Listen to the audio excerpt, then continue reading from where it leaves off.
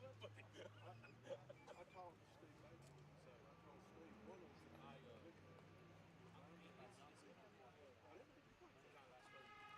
There were people that played football that I didn't remember. I didn't play for City because I bought my grandpa's car. Trouble car. You put the gas in, you put the oil in it, you put the insurance on it, so they play the same. See y'all later. Hey, good to see you. I tell Dad I saw you. All right. I didn't. I'm gonna get one for Gabe.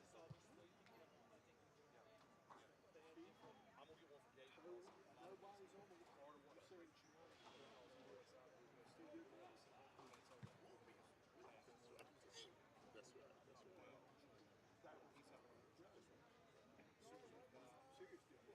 All right, we're live.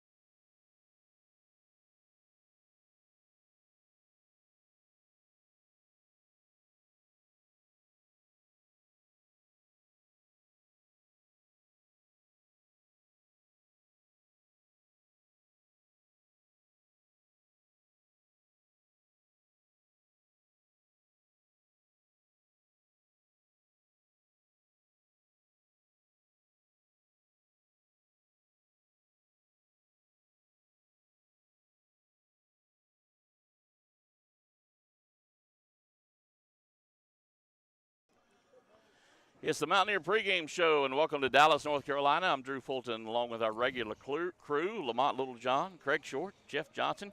Guys, it's been a while since we've been on the road. I guess everybody made it down 321. Okay. Yeah, I went the back way. It was clear, and made it here safely. I got all of you beat. I work at the school right through those woods right there. So I took about a 30-second drive down Ratchford Road and came to the parking lot. So did you just work late and I worked just late? come over? Yes. So I hope Dr. Booker is listening, the superintendent, and realizes that I put in some extra hours before I came to pull for the other team that is not a Gaston County Schools team. Right. There you go. Well, guys, tonight we're going to cover here in the pregame. We're going to cover the kickoff coming up at 7:30. Plus, we'll talk about both teams and look at some other games around the area. Let's pay tribute to our sponsors for the Mountaineer pregame show. It's HSI Land Clearing and Development. They're available for grading, clearing, erosion control. They're the best in Kings Mountain. HSI Land Clearing and Development. Quality Fence Solutions, just right down the road in Bessemer City. They can help you with all your fencing needs. And if you want a pool of your dreams, there's only one man to call, Matt Bailey with Inventive Pools of Kings Mountain. Call Matt and let that fine team help you out with a pool in your backyard. I'd love to have one in mine, but my billfold just I don't think we'll cover it right now, but I'll call Matt anyway. Maybe they got some kind of layaway or financing plan. Stay with us. We've got more of the Mountaineer pregame show coming up, so don't go anywhere. We'll be right back after this. The Mountaineer Football Pregame Show is sponsored by HSI Land Clearing and Development, Quality Fence Solutions, Innovative Pools,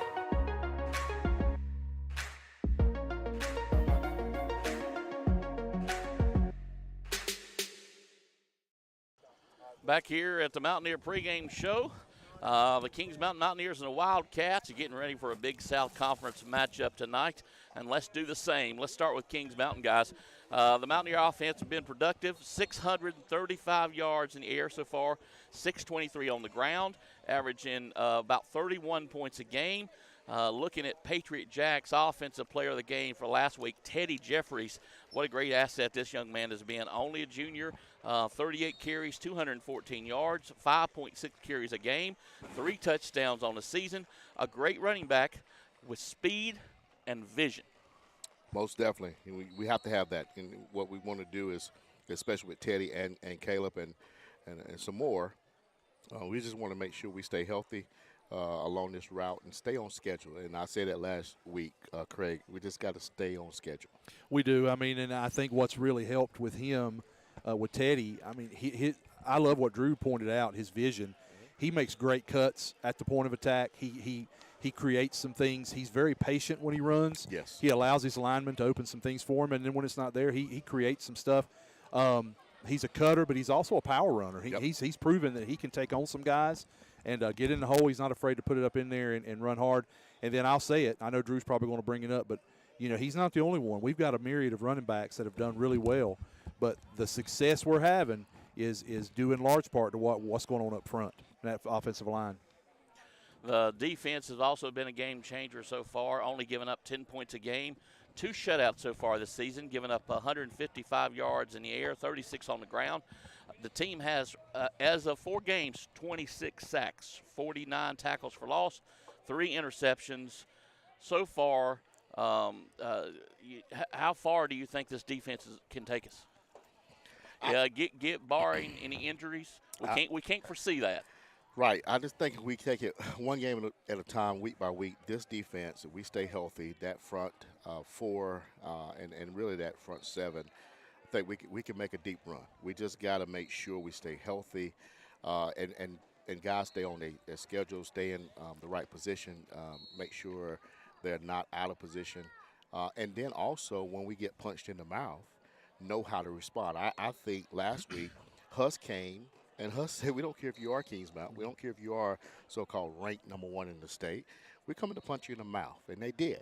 And I know that was a sluggish type of first half, but I think the second half we responded. The defense especially responded, and I think if we just stay on schedule, I think this defense, both Drew and Craig, can take us far. Well, my two concerns are one that Drew spoke of first, and I don't want to speak it into existence, but I do worry about injuries, and that's when you're playing in a contact sport, right, they're going to come. So we've got to stay healthy. I hope right. we do. The only real concern I have on defense, and it's not even a big one, is just that we're not very, very big up front. Now, we're quick. Right. I'm hoping that our speed is going to outlast a lot of people and cause problems for a lot of people. Right. But we are not very big up front. I mean, we're big, but we're not as big as we've been in the past. Right. And so if we get on some teams that can pound on us pretty good, that concerns me a tad bit. But I also know that Coach Wilson and Coach Kennedy come up with great schemes, and we'd be ready for that. Right. Right. Let's take a look at the Patriot Jacks player of the game for last week on defense, Eli Lipscomb. This is a sophomore. He racked up 2 sacks last week, 15 tackles. And what's great about this kid is he came off the bench. He's not even a starter. Right. That's a good problem to have, isn't it? Right. It really is. And I think we was talking about Thomas Fair as well. Is a great athlete, but he comes off the bench too. So I think also with us not being as big, but we do have depth. Yep. And I think last year is still in our minds that we was losing somebody every week. Yeah. You know? Yeah. And I think it's in everyone's minds as we are talking that it seems like we're losing someone every week. So the prayers is we just got to stay healthy. Well, and I wasn't pointing that out either, and I know y'all didn't take it this way. Oh, no, as a negative. But what I know you didn't. And what I was saying is, that's not an Achilles heel, but it could cause us a few problems. Yeah. But you said it. We've got depth, Yep. and we've got speed. Yep. And Drew, to your point, one of the things I've noticed, we spoke about this last week, you talked about those guys coming off the bench making big contributions. We said that about our running backs as well. Right. These guys have been willing to wait their turn to tote the rock, and when they've gotten it, they've performed, and that's given us another shot in the arm as well. Exactly. Let's talk about somebody else that we've talked about, but not necessarily on special teams. The Patriot Jacks player of the game this past week was Curtis Simpson. He comes in with 2 block punts, not 1, but 2. Yeah, I don't know if y'all remember or not, but I don't think I've ever seen a game where punts got blocked, but they went forward. That happened last week a couple of times. But, yeah, he's been a nightmare for the opposing team, especially the punt teams for them. And, when you're trying to game plan for that, that's a hard thing to do because he's getting through somehow. It's not like he got through and got one on a fluke. He's got multiple. So exactly. That's a huge, huge advantage for us. And we've mentioned it before. We have to give credit to Coach Harris. I mean, he watches enough game film to see any kind of weak spots in the link of the chain and knows where to put, Curtis Simpson or A.J. Richardson just to make the biggest impact. Yeah. And, you saw exactly what that does. And a lot of times, we forget, I don't think us three do, but a lot of times people watching the game forget about that third phase of the game, that special teams. You know, we always concentrate on offense and defense, but special teams have been huge, especially for us in a number of games. Yes, and it proves it on every level. Exactly. The people that are listening, and you guys here too, remember the Cincinnati Bengals game from the first week when the long snapper went down and they were trying to get a guy to snap from the side. They lost that game because they couldn't get anybody to snap the ball in the NFL. Exactly. I mean, that shows you it's critical. And I'm with you. I can tell you from coaching for 20 years, there are not a lot of staffs on the high school level and even the collegiate level that put a lot of emphasis on special teams, but we do. Coach Lloyd does that with Coach Harris, and he works that side of the ball or that part of the attack diligently.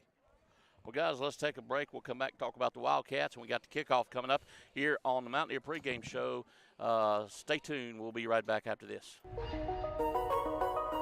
The Mountaineer Football Pregame Show is sponsored by HSI Land Clearing and Development, Quality Fence Solutions, Innovative Pools,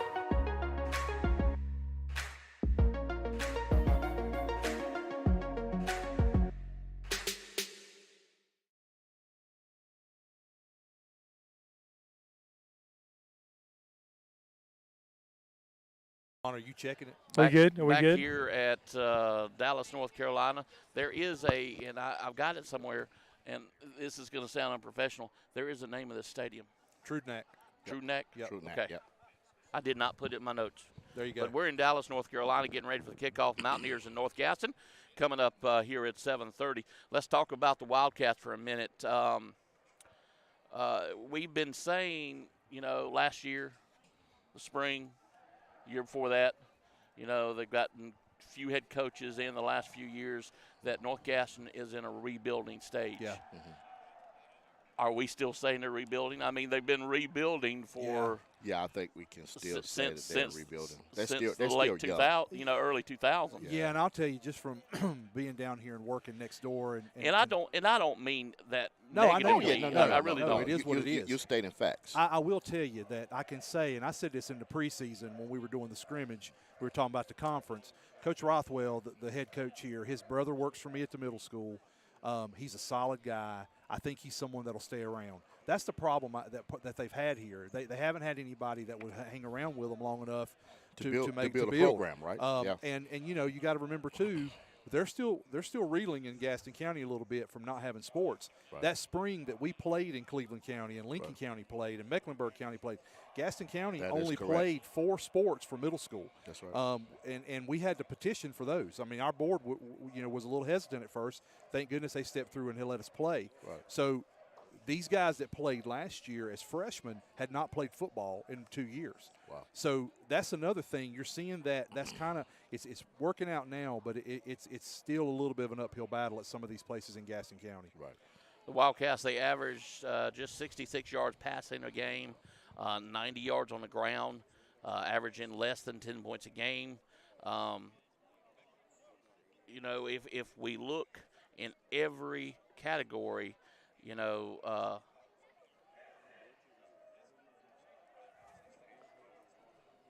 I lost my train of thought. But on paper, right. Let's talk about on paper. This game should be over in the first quarter. But as we seen with the Husk game last week, that's why we play them. That's right. Yeah. And we have to also understand that because we are, again, we're not under the radar as we was last year. Right. We are on top in every poll in North Carolina. They have us as number 1, and overall with all 4 levels, I think we're number 5 and number 6, and that's early, of course. But we're going to get everyone's best shot.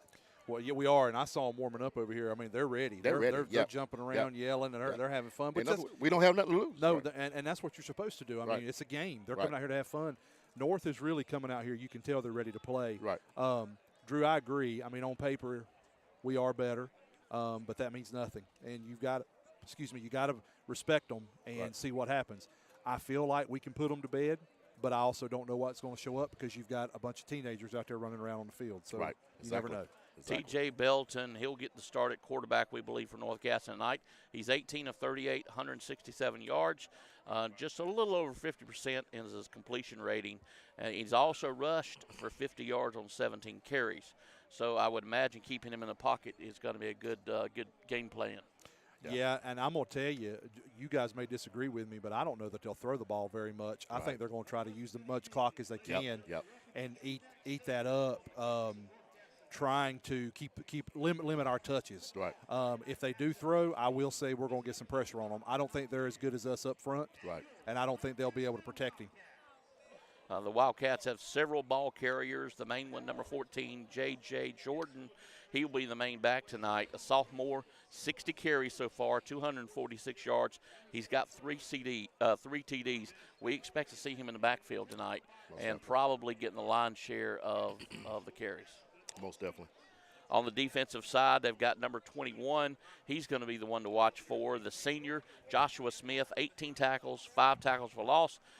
He's a middle linebacker, so he's going to be flying to the ball all night long. Yeah, I would think that he's gotten a lot of action because he is a playmaker. I've heard about him from around here. I think he was one of their better ones on defense and should end up being very formidable. All right, guys, let's take a break real quick. Let's pay homage to our sponsors. We've got about 35 minutes before kickoff here in Dallas, and we'll be back with more Mountaineer pregame right after this. The Mountaineer Football Pregame Show is sponsored by HSI Land Clearing and Development, Quality Fence Solutions, Innovative pools.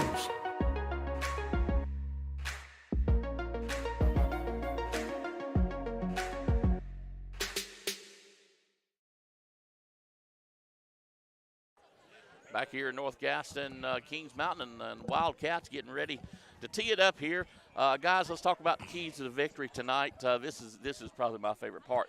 Lamont, I'm going to give you the head coaching position of the North Gaston Wildcats. How do you stop this Mountaineer offense and defense? What is your game plan if you had to stop Kings Mountain tonight? I think I have to go back with what Drew said, and that is try to get keep the Mountaineer offense off the field, limit their touches.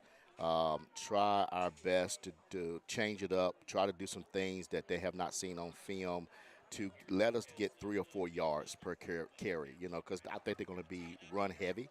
And then and that's the defense side. On the offensive side, on the defense side, I just talked about the offensive side. On the defensive side, try our best to limit the run because we know we're going to run first and then pass second.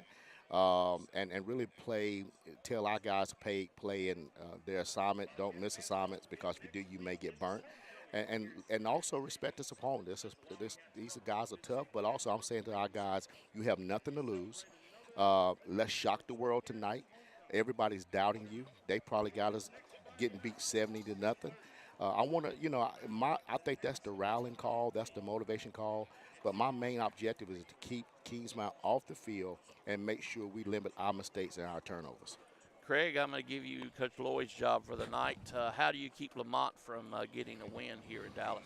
I think Coach Lloyd's message is going to be to take their wheel early, set the tone, put them to bed quickly, get up on them, don't give up anything on defense, fly around, make sure that you stop things, be ready for those trick plays, be ready to get at anything that they send at us defensively, because they are, I agree with Lamont, they're probably going to try some things tonight they haven't used before, maybe some things we haven't seen on film.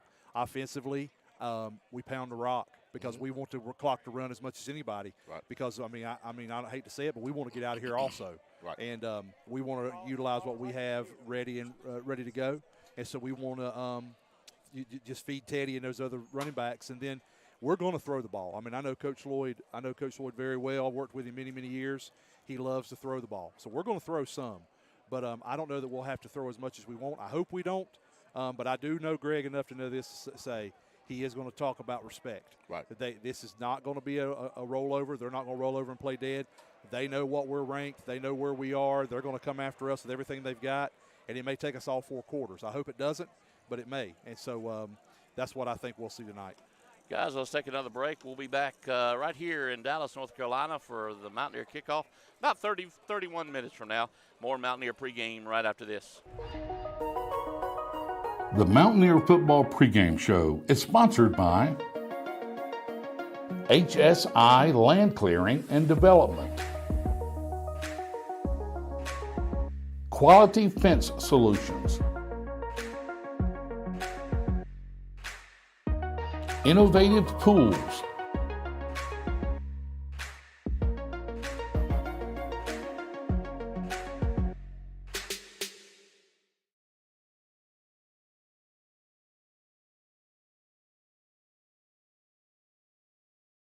back here at Dallas, North Carolina.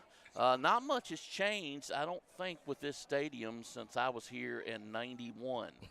Last time I've been here, I played on this field as a senior in 1994, and that's the last time I've been at this stadium. And we can get to Jeff to buzz in on it a little bit later maybe, but I walked across the game field, and it is high. Yeah.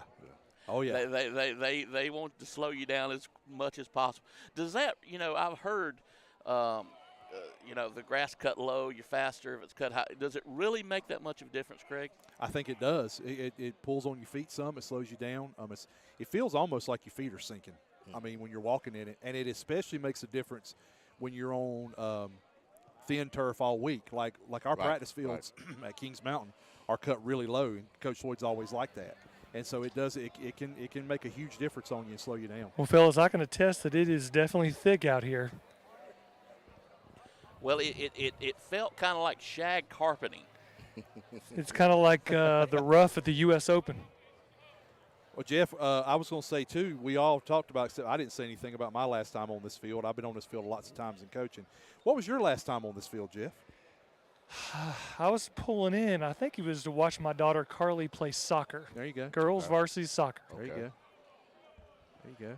I hear you. Well, guys, let's take another break. We'll come back. We'll talk about the history of this series with the Mountaineers and the Wildcats. Stay with us. More Mountaineer pregame right after this. The Mountaineer Football Pregame Show is sponsored by HSI Land Clearing and Development, Quality Fence Solutions, Innovative Pools,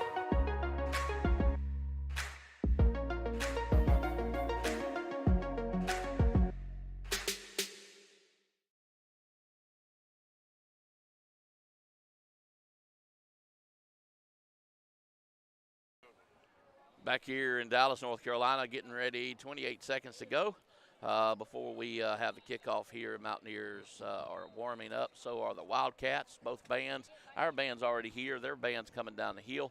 Let's talk a little history about this game. Last season, we defeated the Wildcats in Kings Mountain 56-0.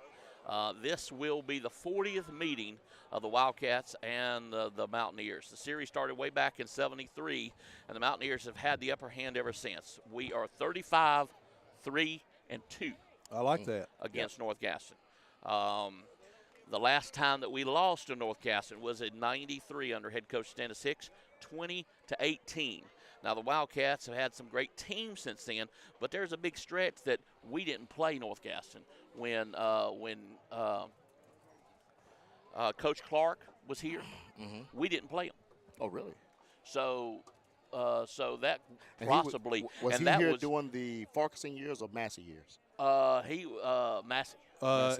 He was also here during Farquharson years. was he? Was he? Because Okay. we played against Coach Clark when Coach Lloyd and myself and Coach Cruz were at East Gaston. Okay, gotcha.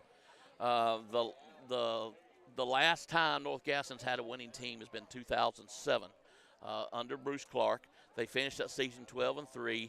They lost to Eastern Alamance in the 3A championship, 62-26. Now, if you go back further, before it was North Gaston, it was Dallas High School. Kings Mountain is 6-0 against Dallas. We first played them in 19-20-6. Wow. Wow. Wow. Did y'all get all that? No, That's a lot. That's a lot, brother. So we have lost to the Wildcats 3 times. Well, let's not make it 4 tonight. Right, exactly. It's not wood I'm knocking on, but Exactly. it's plastic. It's Exactly. the closest thing I can come to. Let's take another quick break. When we get back, let's look at some of the other games going on in the area, and some of the scores we'll be keeping track on the night as well. We'll be back with more Mountaineer pregame right after this. The Mountaineer Football Pregame Show is sponsored by HSI Land Clearing and Development, Quality Fence Solutions, Innovative Pools,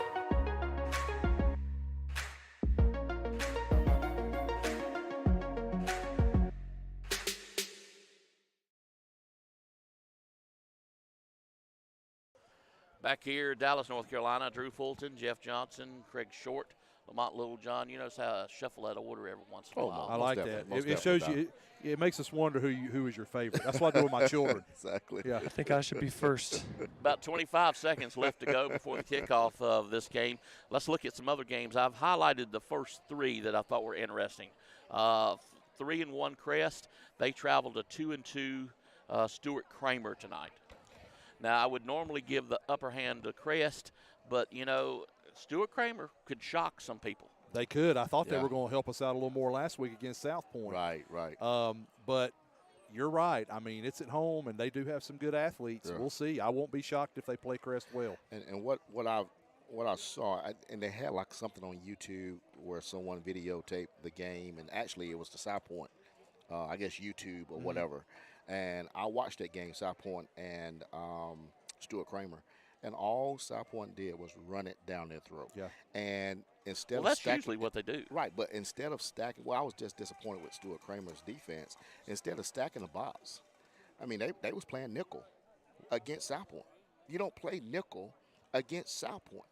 You stack the box. And they never adjusted? Never adjusted. Well, no wonder. And that's why I think they had, 500 yards rushing? Yeah, last well, week? but now I'll tell you, if they stay in that defense tonight, it'll help because they're going to, I mean, Yeah. Crest is going to throw the ball. Oh, yeah, that's what I'm saying. That's the defense you run against Crest.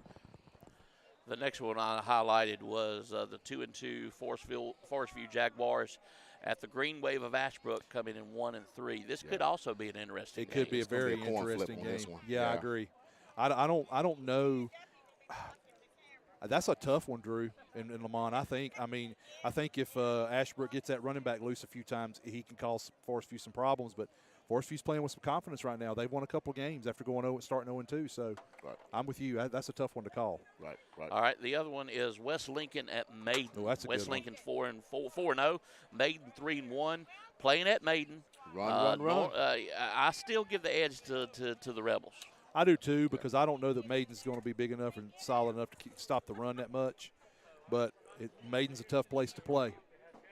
Yeah, it is. It is. And Maiden's always been a tough place to play, but just not sure if they're going to have enough for West Lincoln. Yeah, I don't know either.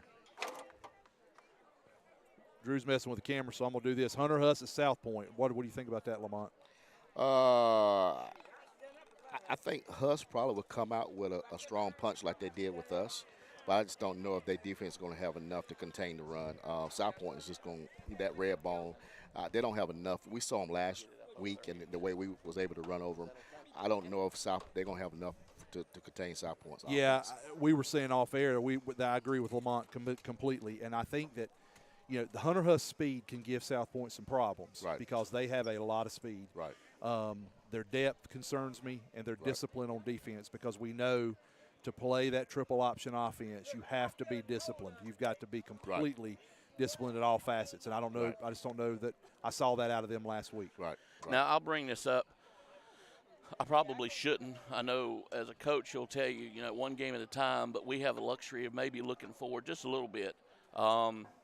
Everybody thinks that when we face South Point in a few weeks, we could be undefeated, and so should South Point. Now, before South Point comes to Kings Mountain, they have to play Crest. That's going to tell us a lot about both teams. So, do you want South Point to beat Crest? Do you want Crest to beat South Point? I'm going to tell you my honest opinion. I know this is the future, but we can speculate a little bit. Here's my honest take on it.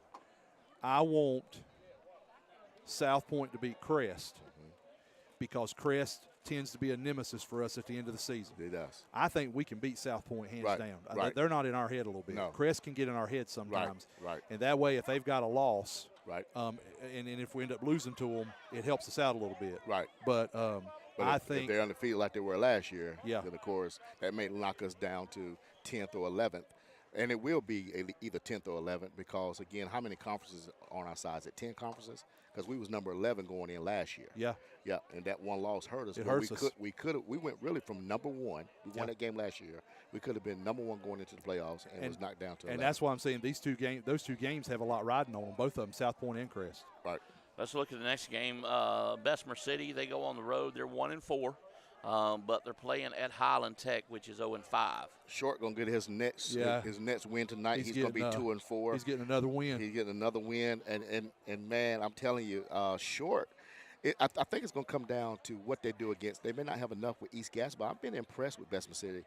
They might be fighting for that third place spot in that conference. I think they're going to probably make it because, like I said, this conference bodes well for them. Yep. We said at the beginning of the year in the preseason, all they've got to worry about is where they're placed on the 1A side. Exactly. They don't have to beat Shelby and Burns and East Gaston. They don't. They just got to be. They've got to beat the Highland Techs and the Cherryvilles. That is right because it's a split conference. That's a split conference. That's right. So if they go undefeated with the 1A, they got a high seeding. They'll be the number one seed out of the 1A. Wow. So that's what way West Charlotte was last year. It sure was. That's why we had to go to West Charlotte and play in that rat hole of a stadium. Exactly. Excuse my language. No, what hell? Because they beat West. They beat West Met. Right. So and they playing tonight. So the winner, they basically saying they're playing for first place. They're playing because they're not going to beat Huff and Mallard Creek. Exactly. And there's one more 4A school. Yeah. Let's go move on. Thomas Jefferson 0-4, which is surprising. Thomas Jefferson usually has a pretty decent team. They're 0-4, but they travel to Shelby tonight, which is 2-3. Shelby's going to walk the dog on that team, boys. I mean, they may put another 70-plus up tonight. I heard from the grapevine they brought up a lot of JV players tonight, so they already know what's happening. Next is East Lincoln 4-0, and I've heard a lot of rumors that East Lincoln is for real. They look to be the team to beat in this side of the state, and they travel to Statesville, which we know is a very hard place, the Hollow, to play. Statesville's 2-2. Yeah, East Lincoln is real deal. They have a quarterback, they have a running back, and a wide receiver there that's very tough. And on the other side, they really got a big-time linebacker, middle linebacker. But also I have to look at their opponents, who they've been playing. They struggled last week against Hickory. Hickory is a good ball club, but I thought they would beat Hickory a little more than they did. It was like 28 to I think 14 or something of that nature. But I think East Lincoln is the real deal. They've always had good teams at East Lincoln, and I'm sure if we keep winning, they keep winning, it's a great possibility that we will meet them somewhere in the playoffs. I think we could, and that's another reason why it's, as Drew was alluding to earlier, for us to stay where we need to stay up toward the top, right, and do our business in the conference, so we can take care of that. That's right. Moving to next, Newton Conover 2-2. They travel to Lincolnton to play the Wolves. With the Wolves this year are 1-3. That's a little bit of an interesting game too. I don't know, from what I'm seeing and hearing, I don't think Newton Conover's got a whole lot. And Lincolnton has lost some really tight games. Yeah. They won. They came back and beat North at the end of the game in a dang nail biter. Yep. And they've lost a couple of close games. Only lost to South Point by 2 scores. Yeah. So I mean, I'm going to think that they might be able to beat the Red Devils tonight. Yeah, I agree. East Rutherford at 4-0 Chase. Going to get ugly. Now East Rutherford. Let's talk. That's another program that if you don't remember, their coach ran a lot of their players off several years ago, and they've been having a hard time getting these players back because they've gone to Chase and they've gone to RS Central. Right. Yeah, they basically almost killed their program. They did. But I think Chase is the real deal. I mean, they're good. I'm hearing some fans saying, "Hey, we can't wait till we meet Shelby in the playoffs." They may be, but with that run game, run game, and Shelby again, I think they may jail, but Shelby has not done well against the run game this year with their defense. But they're calling them out early. So I mean, those guys on the farm never beaten them, never beat ever. them. I'm telling you. And that would be a dangerous team. If I was Shelby, I wouldn't want to play I would not want to play Chase in those second-round game or third-round game. Let's move on to 0-4 North Lincoln at 2-2 Hickory. Tornadoes. All day. Tornadoes. All day. Then we go to East Henderson, 4-0 against a 2-3 East Henderson. Now, West Henderson against East Henderson. Yeah, West Henderson. Yeah, Henderson. I think they're pretty good. Got a good quarterback, a good receiving core. They are 3A, right? They are. Yeah. And I'm going to tell you something, boys. Yep. I am shocked to see that East Henderson has won 2 ball games. I hate to be mean, but after I saw what I saw in that scrimmage, I don't know who they've played. But good for them. But West, when they at Polk, they were at Polk. Yeah, and man. Boys, I'm telling you that they were not. Oh, bless them. No. So West should win that one based on what I've seen and heard. Yeah. Now I put this next game in here just because we played them earlier in the season. Irwin 3-2 at the Asheville 3-1. And of course, we know where that one loss came from. Yeah, right. So I'm gonna go with Asheville. Yeah, I think it's a lot like it was last year. They got themselves on a good track after they played us. Sure did. And then to close it out, the 1-3. What is Bandy's? What is their nickname? Trojans. Yeah. They travel to East Burke, which is 2-2. And I would have to give it to East Burke there at home. Well, it's possible, and I'll tell you this. I was going to say it's a coin toss. That record for Bandy's is a little misleading because they had to go down to the wire to and they lost to West Lincoln by a touchdown. They've lost some tough games too. East, of course, is usually pretty decent, but I think Bandy's is probably a little more athletic than them. It would not shock me if the Trojans beat them tonight up there in Eichard. Right. Well, guys, that's the games we're going to try to keep you abreast on the Farm Bureau 133 West Caldwell Banker Just in Time Plumbing scoreboard, along with some others. Let's take another break. We're getting ready for the kickoff. Less than 15 minutes from now, the bands are getting ready. National Anthem's going to get ready to be sung.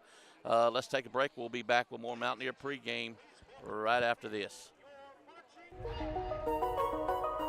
The Mountaineer Football Pregame Show is sponsored by HSI Land Clearing and Development,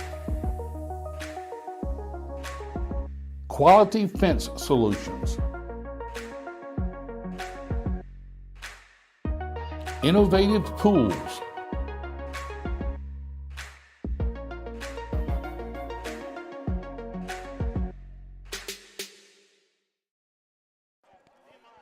Back here live at, what was it, Trudenack Stadium. I'm going to get that wrong.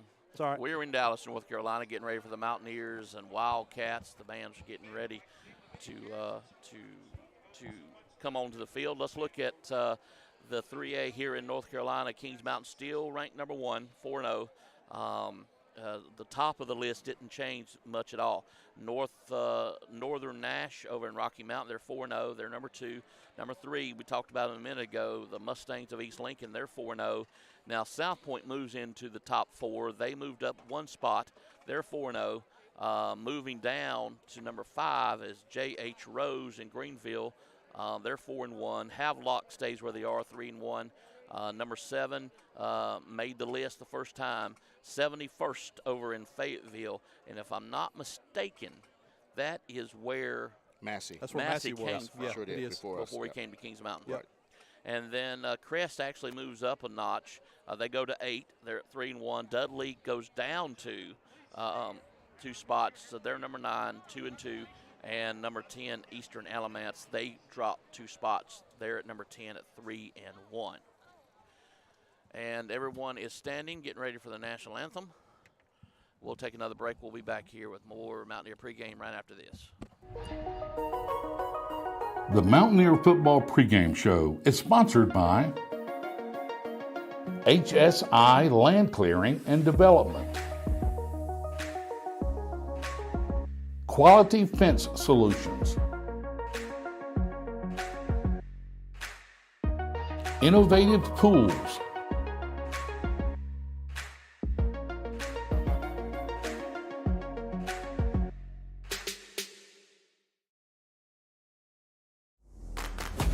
Stay tuned for the kickoff here on Mountaineer Football Live with Drew Fulton, Lamont Littlejohn, Craig Short, and Jeff Johnson. Brought to you by KMHS Sports and the Kings Mountain Touchdown Club.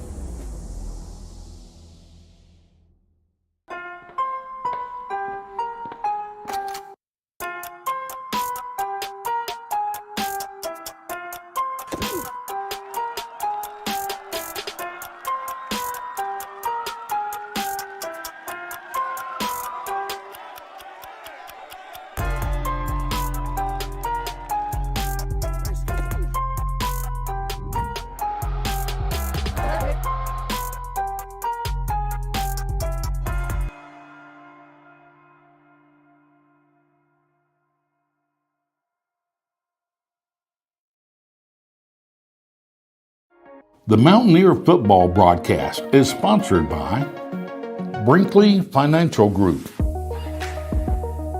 Flooring America, Dr. Brad Moffitt and Carolina Chiropractic, Butler's Outdoor Design, The Venue at Turkey Ridge,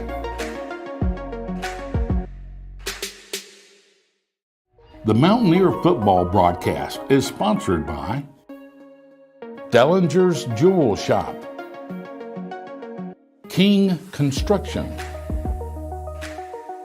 Patriot Jacks Outfitters, Campers Inn RV of Kings Mountain, JWH Contracting, Allen & Sons Construction,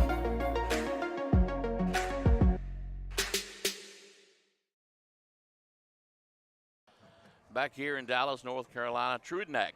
Did I get it right? You got it right. That's right. Stadium in Dallas, North Carolina, getting ready for the Mountaineers and Wildcats kicking off in less than 10 minutes from now.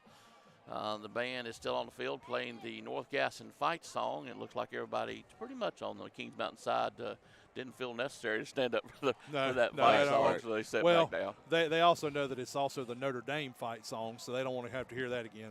Hey. North Gaston didn't get. I don't know nothing against Notre Dame. I know you're going there in a few weeks, but the people of Dallas didn't get too creative when they made that fight song. They're like, hey, I like that. Well, what is copy? Exactly. Well, I've been to several stadiums. I've heard Notre Dame fight song. That's also Chase. Chase uses that. Really? I've heard the Carolina fight song in several high schools. Yeah. I've also heard the horse, which is what Crest uses. Yeah.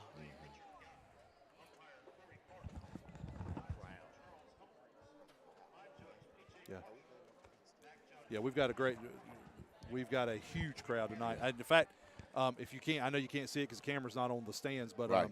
I've already texted my wife and daughter and told them they better bring a chair. Yeah, it's already.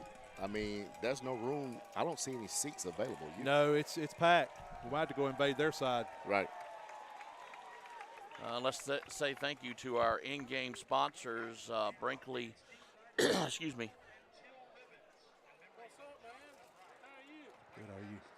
Brinkley Financial Group, Flooring America, Carolina Chiropractic Plus, Allen's & Son Construction, Butler Outdoor Design, Venue at Turkey Ridge, Dillinger's Jewel Shop, King Construction, Patriot Jacks, Campers NRV, and JWH Contracting. Thank you, gentlemen, ladies and gentlemen, for bringing you Mountaineer football. Let's take another break. We're getting ready for the kickoff. We'll be right back right after this. The Mountaineer football broadcast is sponsored by Dellinger's Jewel Shop, King Construction, Patriot Jacks Outfitters, Campers Inn RV of Kings Mountain, JWH Contracting, Allen & Sons Construction.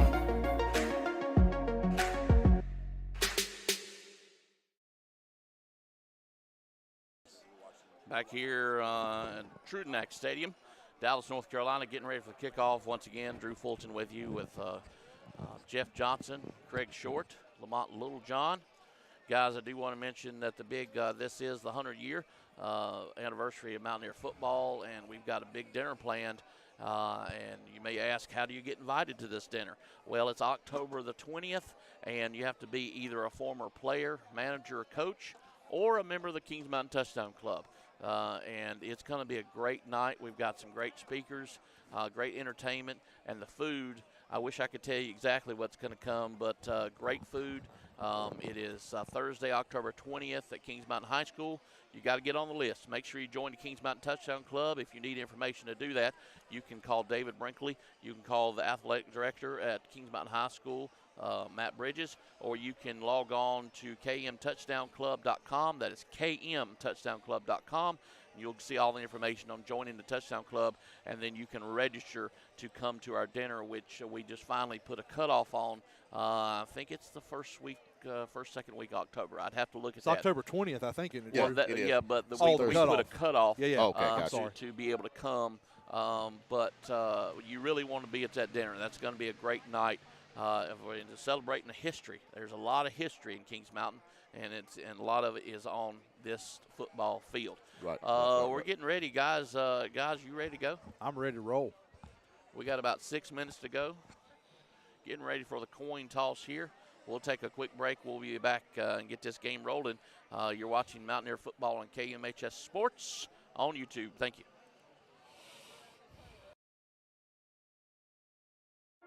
The Mountaineer football broadcast is sponsored by Brinkley Financial Group,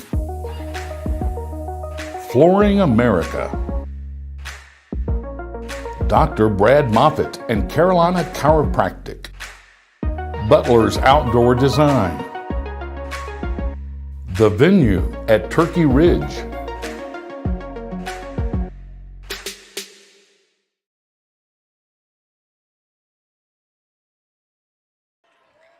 Back here, the captain's getting ready to walk onto the field. Thank you so much for tuning in to KMHS Sports here on YouTube. Make sure, and I forget to do this, and we forget to do this on Coach's Show too, make sure you subscribe and get the notifications. That way you'll know when there's a new video coming up or a new broadcast scheduled. We want you to make sure you get all of that that information. So always hit the subscribe button. We want you to do that. I think we've got several people online watching the pregame right now. Most definitely. Want to get a shout out to Uriah Johnson, and grateful. He says, I hope to see myself play varsity next year. Hey, young man, keep your head up, keep your work hard, and you'll be on varsity, man. So keep working on the off season, and we hope to be able to call your name out next year as well. Where's your Craig, where's your shout-out tonight? Oh, my shout-out's going to be where it always is, going up to Virginia to my grandbaby Lowry Inez and Molly and Matt. Also need to give a shout-out to people that I always do, John Harmon and Summer Melton, and to the Rikers, Jay Reich, Wilson, Georgia Moss, Julie, Quentin, all the Rikers watching us tonight. Welcome. Love you. Well, I think my mom and my dad, they're watching, so I want to give out a shout for my mom and dad, and they're always tuning in to watch not only their grandson but also the team. So I want to shout them out. Also want to give a shout-out tonight, Western Alamance, Cooper's coaching. They're playing Eastern Alamance. Eastern is ranked, or they were ranked in the state. They're ranked 10th. Big game tonight up in Alamance County. Yes, sir. Mountaineers come on to the field. And we're getting ready for some football, guys. Band Coin sounds toss great. still going on. Yes, sir.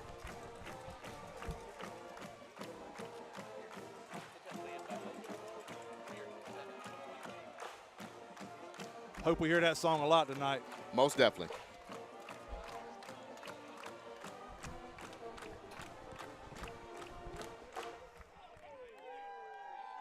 Can anybody tell me the name of that song? I cannot. That is Stand Up and Shout. All right. And we were reminded October 10th is the cutoff. Got it. So you have to be registered by October 10th. Got it. Or you can't get in. Are they actually doing the it dinner. in the stadium, Drew? We are doing it in the stadium on the turf. Right. We'll have the stage set up in the end zone and the tables Nice. moving back. We'll have food service coming in there, a lot of help, a lot of volunteers from the band and the chorus department. It's going to be a great night.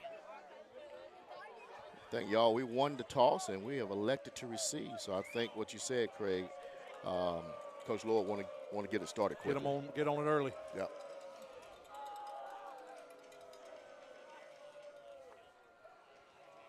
It'll be interesting to see what they do with the kickoff here because I wasn't watching their kicker in warm-up, but we've had a pretty good return team this year. It'll be interesting to see if they kick it deep, try to pooch it, maybe squib it. Right. They've not even come on the field yet.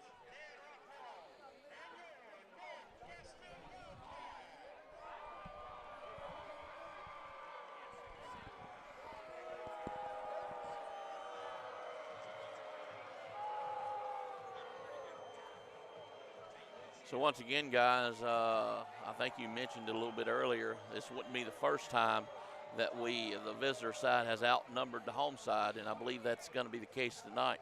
Right.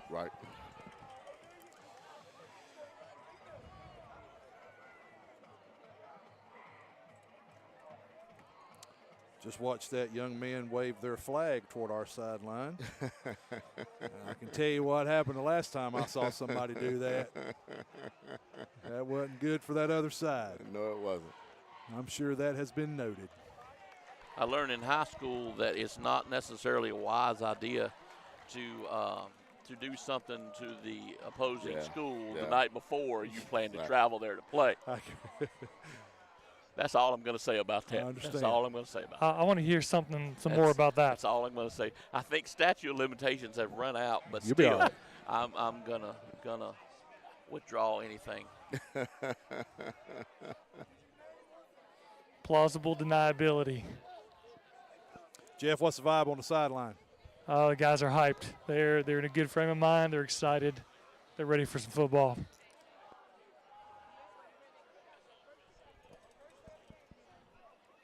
Zay Smith, Caleb Holland deep to receive for Kings Mountain.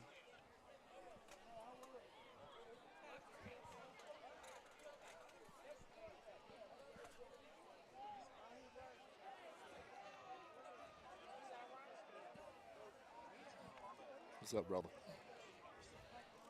That's what happens, Lamont, when we sit in the stands with our Yeah. We have to say hello. I know. Shake Say hands. hello. and, Hey, how you doing? Y'all going to hear that a lot tonight because Yeah, they keep most talking to definitely. us. But you know what? We love it. We love appreciate it. You're part of it. I It would makes a much difference. rather do this than be in a very small enclosed box. Oh, man, I'm telling you. Yes. And then everybody giving That you all of us couldn't have been there. Right. It's like you're preparing for politics, Oh, kissing babies, hugging necks, or the ministry, either one. Yeah, you got to do it, brother. You got to do it. Seems like we're having a discussion, the kicker and the We already having a wardrobe malfunction. Lord, I don't know what's have going on. No idea. Come on, Mr. Evans, get this Listen, show on to the show road. you how high the grass is, the ball is half covered. Oh, Lord. You think I'm exaggerating? No, I believe I can see a third of it cover it. I mean, barely 2/3 showing.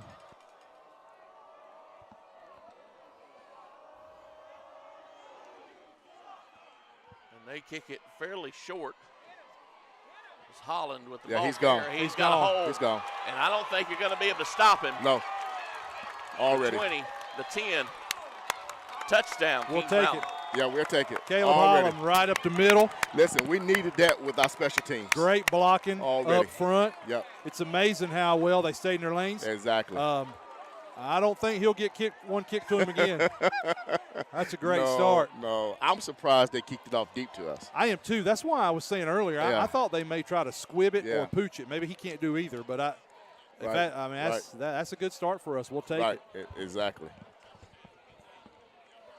That was pure speed, man. Right. It was. Now that's the first kickoff this season, right? Yeah, the Take it to kickoff the house. return. Yeah. Let's keep- Now we've had an First- opening first kickoff one. run back on us. Yeah. as we seen have. last We week. have. But that's the first one we have taken to the house. So that's a great start. I know Coach Harris is tickled and happy down there because, again, that's that third phase. Yes, it special is. teams. So we'll put a mark up on the board for Caleb Holland. He could be a possible candidate for the special teams player of the game this coming up week. Kick is good. The kick is good. Good Jaden snap, Ellis good puts hold, it good through. kick. So the Mountaineers will lead at 7-0. Took us 12 seconds, 12 boys. seconds. Yep. We've got more Mountaineer football to come with only 12 seconds left off the clock. We'll come back with more Mountaineer football right after this. The Mountaineer football broadcast is sponsored by Dellinger's Jewel Shop, King Construction, Patriot Jacks Outfitters, Campers Inn RV of Kings Mountain, JWH Contracting, Allen & Sons Construction.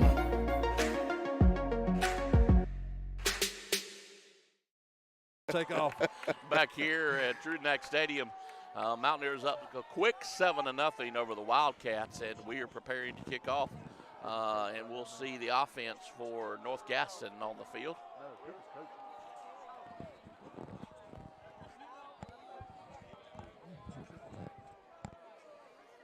So the official also giving Ellis a kind of a talking to before he kicks it off. I don't know what exactly. Now, let's see if we've responded from last week. Right. Let's watch us cover and stay in our lanes. Most definitely.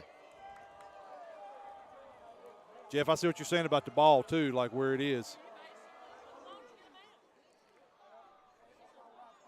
And I have an opportunity. He went in the bound. He went out in the end zone. So Yeah, I was just talking to Coach Harris, and I thought Jaden Ellis did a great kickoff considering the height of the grass. So the Wildcats will come out with their offensive set, 1st and 10 from the 20-yard line after the touchback.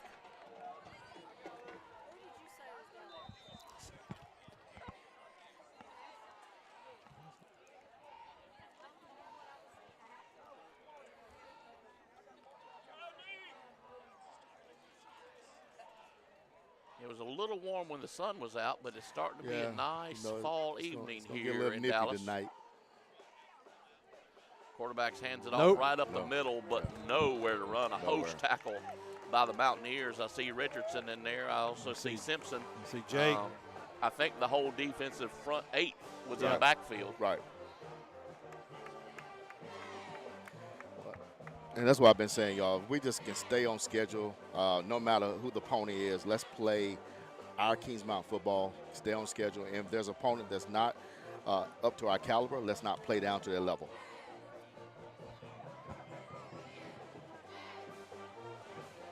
So 2nd and 11 for North Gaston.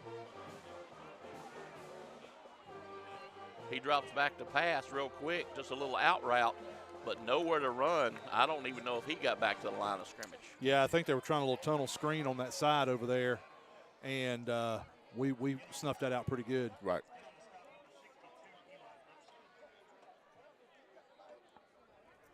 Lipscomb on the tackle brings up a 3rd and 11.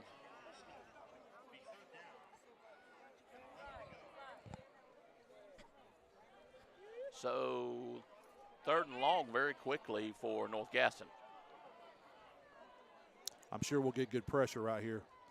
If he tries to throw it, he may just try to run it and get out of the series. Yeah, we just got to stay disciplined and And he'll drop back to throw, but the pressure's on.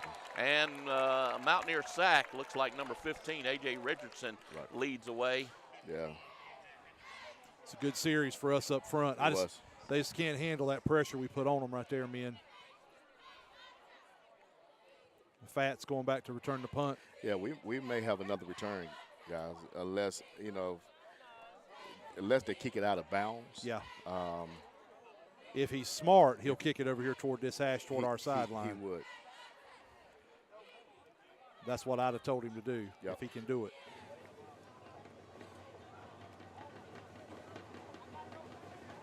So punt by the Wildcats, gets off and is kind of short. Mountaineer signal for a fair catch, but they just let it roll. I think it's so high. It was, and I think it messed him up. I think he was over toward the hash. It looked like to me that he lost it a little bit. But that's okay. We still got good field position. And that's smart. And so, I'll tell you this real quick, Drew. We got good pressure on that, so that's going to maybe something we come back to, and I can block a few. Right. So the Mountaineer offense will get started. 1st and 10. Looks like around the 42.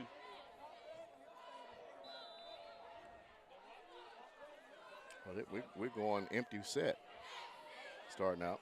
Put the baby to bed early, boys. Yep. Screen.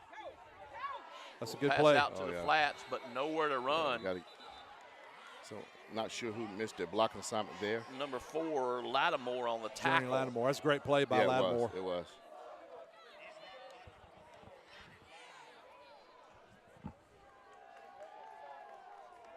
So we'll lose about 3 yards on the play.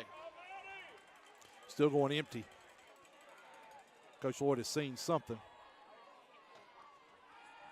Back to throw it deep. He's got a receiver. And incomplete.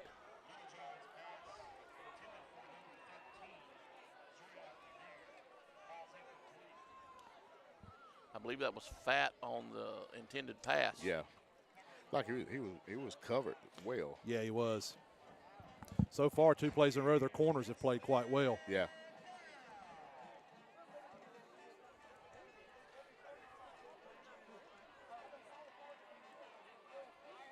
It looks like maybe that's what Coach Lloyd's trying to test because we're staying empty. Yep. So 3rd and 13, a big third down play here for the Mountaineers. And a timeout is called by Kings Mountain. Kings Mountain will take a timeout. So will we. We'll be back here with more Mountaineer football from Dallas, North Carolina right after this. The Mountaineer football broadcast is sponsored by Brinkley Financial Group, Flooring America, Dr. Brad Moffitt and Carolina Chiropractic, Butler's Outdoor Design, The Venue at Turkey Ridge,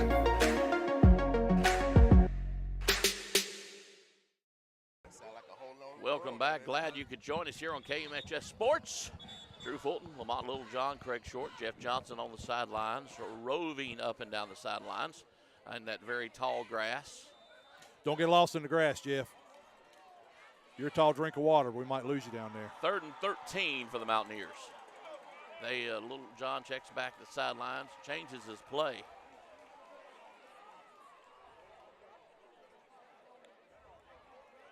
Littlejohn once again looked to pass.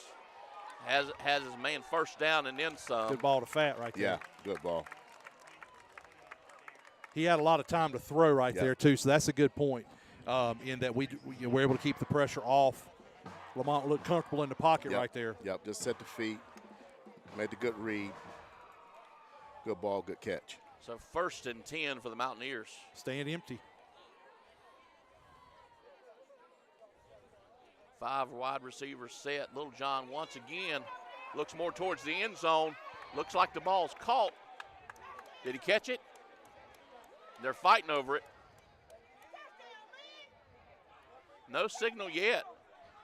It should be possession to the offensive Touchdown, guy. yeah. Touchdown. That's what I thought. It should be possession to the offensive guy.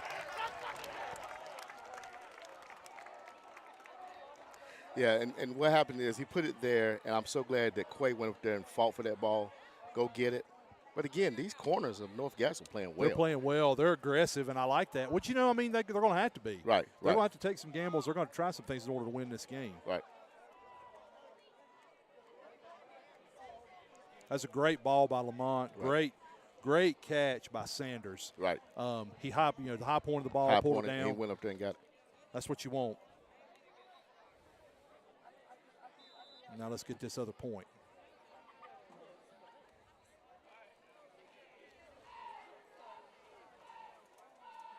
Ellis attempts the extra point. Ball is up, and it is good. So Mountaineers will go up 14-0 here in the first quarter. We'll be back with more Mountaineer football right after this. The Mountaineer football broadcast is sponsored by Brinkley Financial Group, Flooring America, Dr. Brad Moffitt and Carolina Chiropractic, Butler's Outdoor Design, The Venue at Turkey Ridge,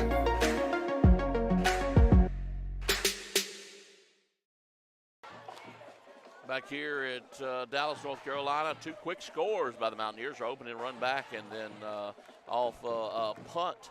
Mountaineers able to put another 7 points on the board, guys. 14-0 early. Is this what you wanted to see? Yes. Yeah, I think you want to put them to bed early. You want to possibly, if we can, with a team like this, have a running clock before halftime. I think that say a lot about us, and also you get some guys in to let them play, get some experience. I think the key is that right there, like Lamont said, Right. and to do so and get out of here healthy. Exactly. Get out of here quickly and get out of here healthy. Exactly.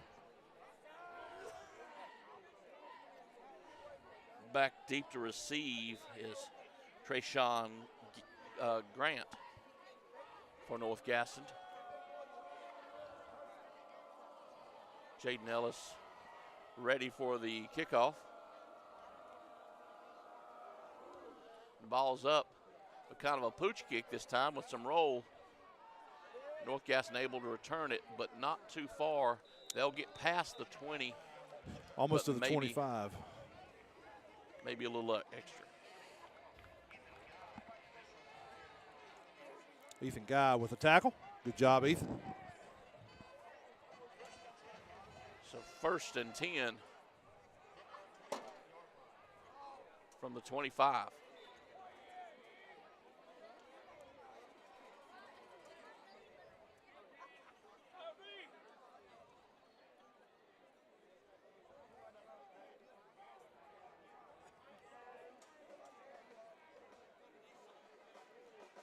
Handoff once again right up the middle. No running room. They went No running room. with I formation that Yeah, time. yeah. They that's the first time I've seen it. Well, the last series they were in spread. Pistol went to I that time under center.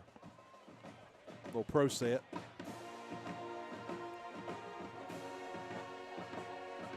Gain of a yard. 2nd and 9. Same formation. This might be what they're trying to do to keep our touches away. Eat the clock, stay on the ground. Handed off once again right up the middle.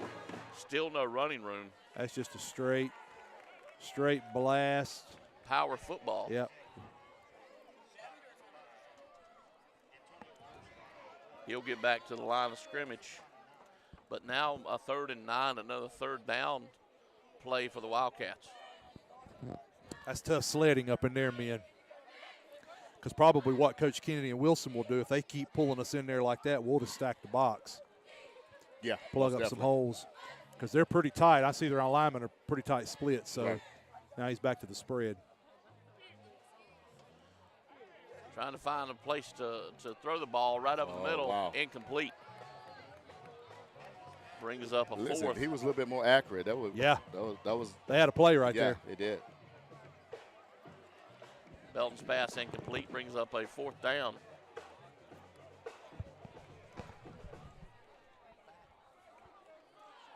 I know we had a bass in the band, or a bass guitar. Yeah, listen, I've heard that every game. Have you? That thing is nice. I heard it. I know now know what it is. Yeah.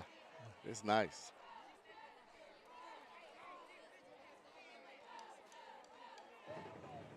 Fat back deep to receive once again. He'll be able to return this one. Trying to get across the 50. Missed one tackle. Go field, go Watch field, that go block.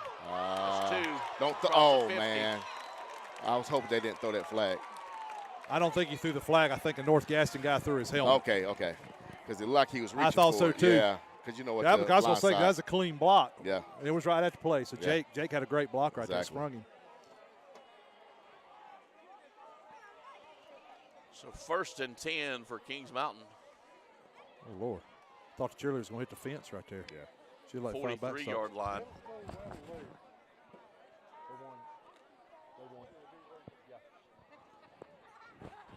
You know, everywhere we go, we don't see a lot of fences around tracks. Right. No, we don't. Drew, I just got a question. I think I answered it right. Did the middle school win this week? Negative. No, they got beat. Quarterback keeper. No, it actually was a fumble. Looked like it was a mis-exchange there.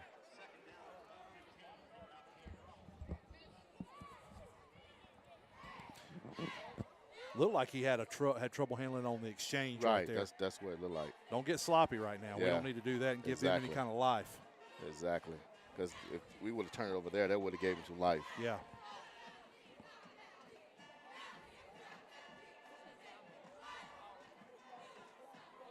Second and 15, handoff right up the middle this time.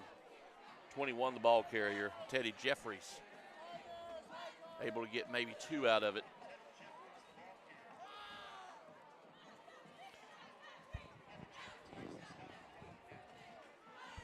So 3rd and 13, we've been in this situation before.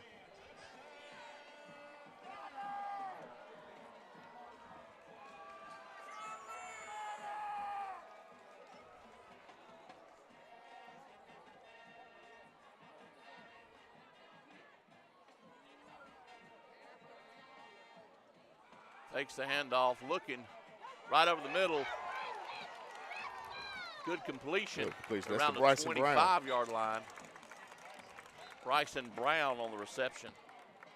That's the same ball we threw to Fat exactly on the last series. That seam route, that little skinny post seam, has come open quite well. The middle of the field's wide open. Yeah. And quick whistles. Illegal substitution.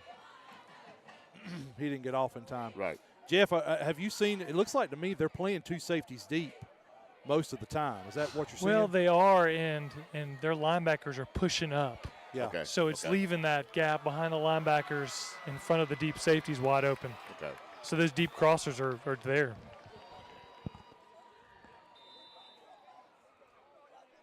So penalty against North Gaston. 1st and 5.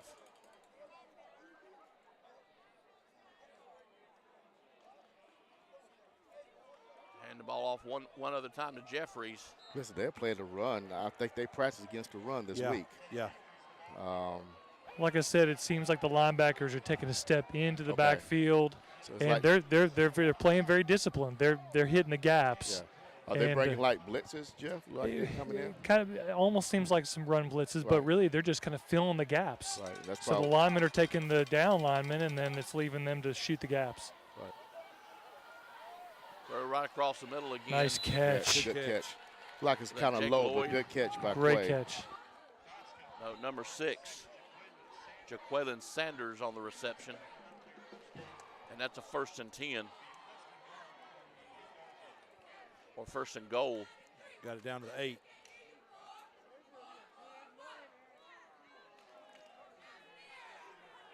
Handoff right up the middle. That's Jeffries. Teddy. Touchdown, Mountaineers. Great blocking up front on that play there, too. That thing opened up and it stayed. Right. There was a guy that grabbed at Teddy's ankles, but he got in there. Great job up front. Good hard run by Teddy. Exactly.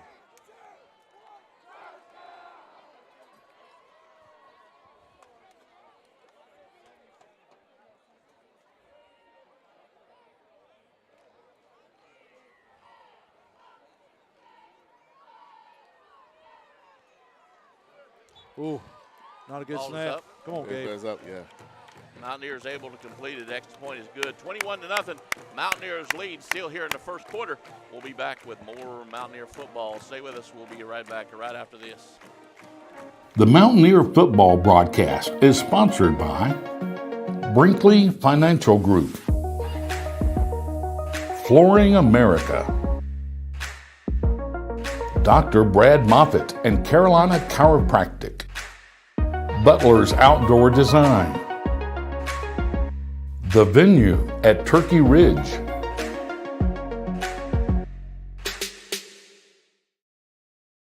$21-0.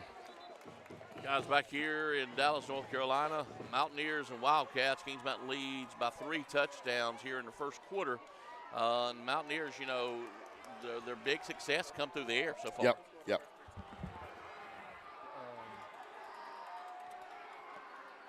Oh, gosh. Hang on. Zay ran the kickoff. Back deep to receive Grant. Tayshawn Grant deep to receive for North Gaston. North Gaston. Ellis gets ready for the kickoff here.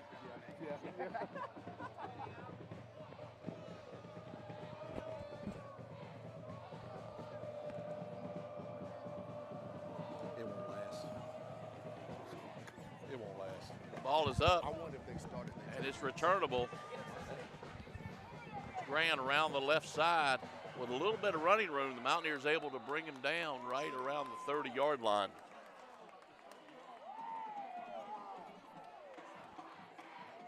So North Gaston will take over there, 1st and 10.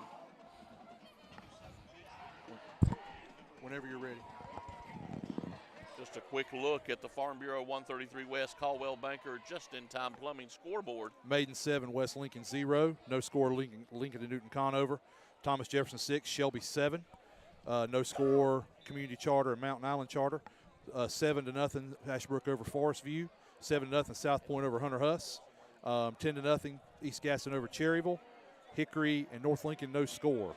Crest 8, Stuart Kramer 0. Trying to find somebody to throw it to, just out of bounds. Bessemer City 30, Highland 0. Wow. And the final one that we were checking is East Lincoln 8, Statesville 0. TJ Belton just running for his life on the left side of the field. Well, and I'm going to tell you, one of the things they probably are going to have to do, if they're going to throw the ball at all, they can't protect him up front. They're going to have to move the pocket. Right. They're going to have to get him out, run some bootlegs. Don't you think, Lamont? Yep. Most Try definitely. to get him to where he can see. Because he had some success on the play on the last drive where Right. he had been a little more accurate. He had a guy across the middle. Right. It's because he moved. Yeah, a pocket passer against us, against our defense, will not be successful. No. He has to be mobile. We're off sides. Yeah. That was, I think that was Ja, number 33. Yeah, and I think that they moved. Did they move? They Jeff? moved? Yep. Okay. The right guard there's and another right flag. tackle moved. There's another flag by the umpire.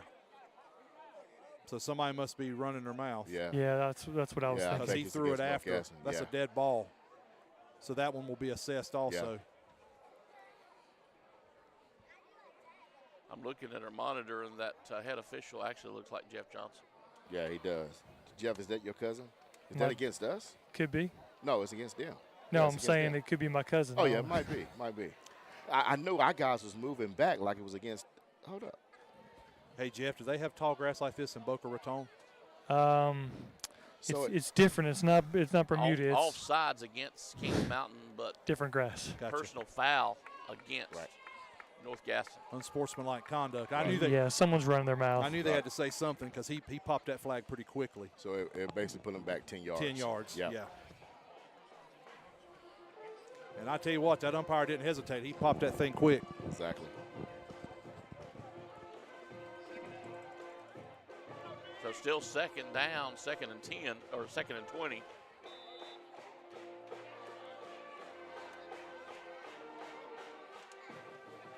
Belton with the handoff once again over on the left side, but not a lot of running room. Brings up a 3rd down.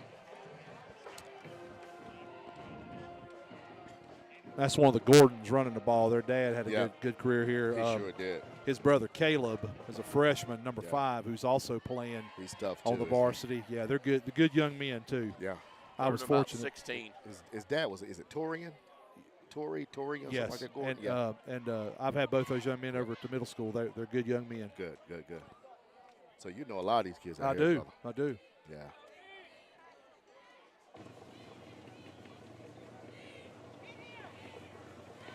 Quarterback under pressure, trying to find somebody to throw it to, and he does. Completes the pass. He did. I Across the 50.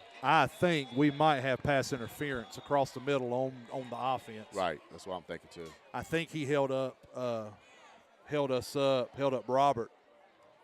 Now he might call it. When I looked, it looked like he was holding our guy, but he might call it on us. The back judge threw the flag.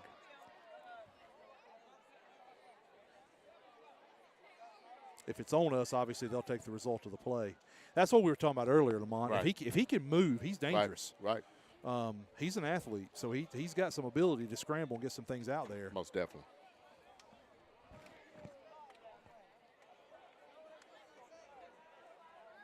Personal foul. Personal foul against the Mountaineers. Or maybe he called holding. It looked like he did personal foul, though. He did personal foul. He did I'm not personal foul. sure the explanation would be.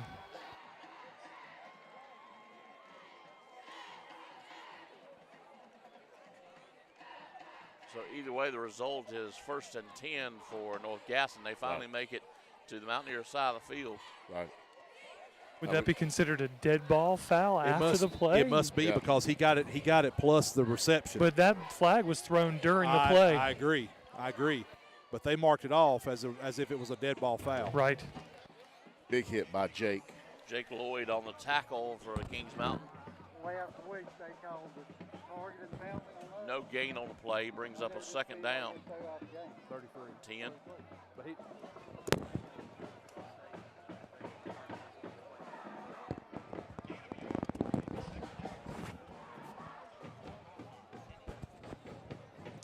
They don't pay us enough. I'm having to give fans updates. Keep coming up here to us. I saw that. Renegotiate my contract. Right. Belton back to throw again under pressure. Found somebody short. That's one. So not a lot of running room. Yeah, that's Caleb. That's the freshman. Right. They must have typed it in wrong. They just changed it. So big 3rd and 8 play for the Wildcats.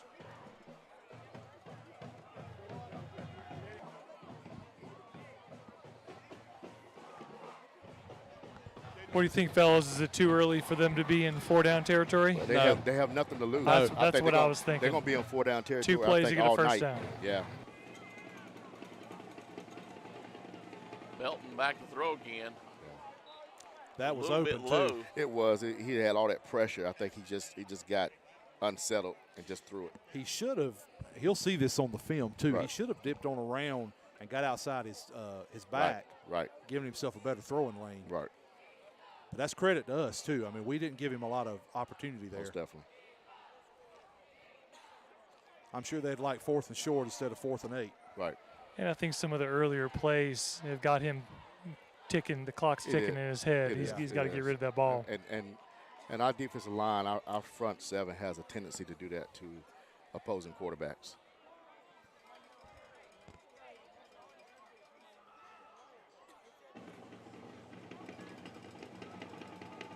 calls the signals. He drops back under pressure. Yeah. Mountaineers get him. That's a great, it is. Great rush by Eli. I'll tell you, Eli was the defensive player of the game last week. Yeah. I mean, that kid is special. He got off the line right there. Yeah. I mean, that poor left tackle, bless his heart. That kid is special. I'm sorry. So nowhere to go, so they turn it over on downs. Mountaineers will take over 1st and 10. In pretty good field position right there at the 42.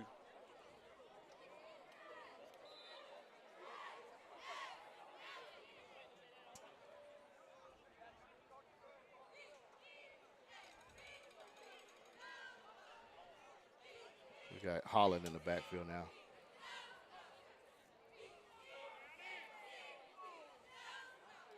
Fakes the handoff right over the middle again. Good coverage. Almost caught, but no good. Tell you what, man, I'm impressed with number 4. Yeah, Sanders, I am too. the intended receiver. I am too. I mean, that ball's right there. He got away with an inside hold. Really? Yeah. Okay. Because when Quay tried to come back, he was held up on that. He couldn't come back to the ball. Hey, if you're not cheating, you ain't trying, right? Oh, I don't fault him. Good coverage. He's a good player. 2nd and 10 for Kings Mountain. Hands the ball off, but the whistle I don't think we were set. Stopped dead.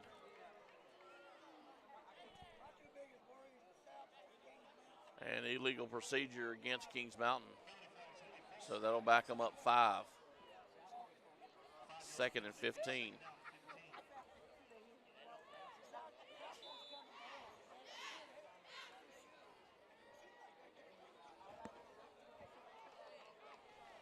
I believe that's our 2nd penalty of the evening.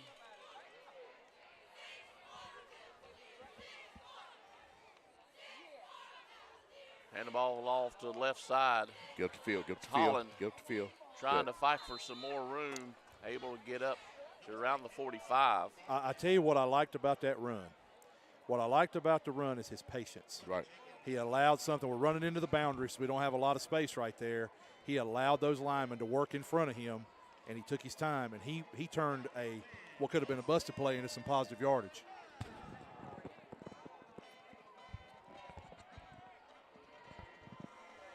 So a 3rd and 6. Little John gets to play as he goes back, calls the formation. One running back this time for Kings Mountain. Timeout. And looks like timeout. Kings Mountain. So they'll burn their 2nd timeout of the half. We'll take a timeout too. We'll be back with more Mountaineer football right after this. The Mountaineer football broadcast is sponsored by Brinkley Financial Group, Flooring America, Dr. Brad Moffitt and Carolina Chiropractic, Butler's Outdoor Design, The Venue at Turkey Ridge. What I like about this and on the Gazette, it updates every 30. Back here now live at Dallas, just taking a quick look at the Farm Bureau 133 West Caldwell Banker just-in-time plumbing scoreboard. Any updates? Yeah, correction on the Bessemer City Highland is 20-0 instead of 30-0. Crest is now up 14-7 over Stuart Kramer. West Lincoln and good gravy, I just lost it. West Lincoln and Maiden are tied at 7.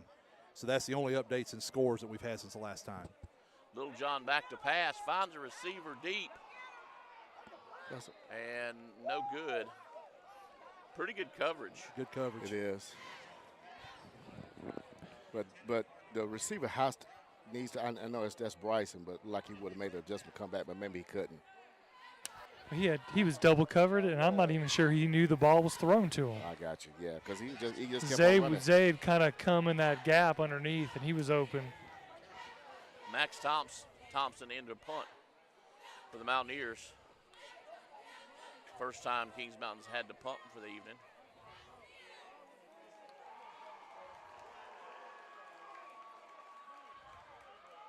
Plenty of time, gets the ball off. Pretty good punt. It's going to take a good Kings Mountain roll keeps going past the 10, all the way to about the 8-yard line. So North Gaston will take over 1st and 10 from there.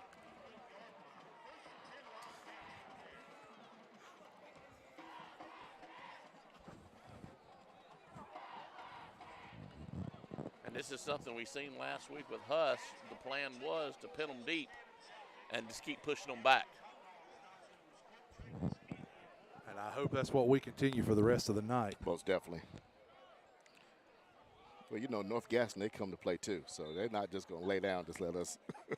You know, they got some good athletes. They do. They may not have enough talent like we have, but they have athletes. I'm anxious to watch this on replay on YouTube like we do every week with my son and ask him what he just said to number 8 who knocked him on the ground.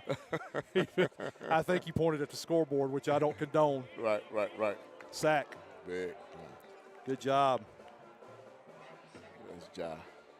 Mr. Curry got a sack. Yes, sir.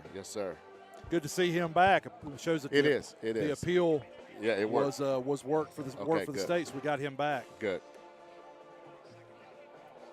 And I think that was it a hit, like a targeting or something like that? They called him for targeting, and what I was talking to Coach Lloyd about over the last weekend, it used to be that they could call it as a disqualification. Okay. They had the ability to do that. Right. And Coach Lloyd was telling me that now that rule has changed, and it is an ejection. Okay. And what they do is they appeal it. You have the right to appeal it at the state level, right, to the state, and then the state makes a ruling. So apparently, I mean, obviously we did appeal, and Javier's out there. I'm going to tell you, and going back, when we watched it live, I happened to be watching it, and it did not look like to me that he targeted him. Right. Now, it was a block. In that case, it was in front of the play on the defensive interception for us. The same thing, yep. But as I said last week, and looking back on it on YouTube on Saturday, yep. Yeah, I tell you, Lamont, it looked like he threw his body into him. Now, Okay, again, gotcha. it looked like, it was blocking away from the play, but I didn't see the targeting. Yeah. And I'm not saying that to cover for one of our guys, and maybe that's what the state saw. Right, because they could have upheld the targeting call, and he could have been suspended. Right. But and the benefit of to get a ref benefit, we don't have instant replay. Correct. So they send it in the instant and right live, and so many times it looked that way. Yeah. But then you go back and look at the replay, it's not. Oh, it wasn't that well, vicious. I agree. And one of the things I liked about what they did last week, and what most officials will do, what good officials will do, they discussed it. It was not a call, and it was just a real quick thing. It's done. It's over. They talked about it. So even though they don't have instant replay or a chance to look at a replay, officials talk about those calls because those are big deals. I mean, you're talking about taking a kid out of a game. Exactly.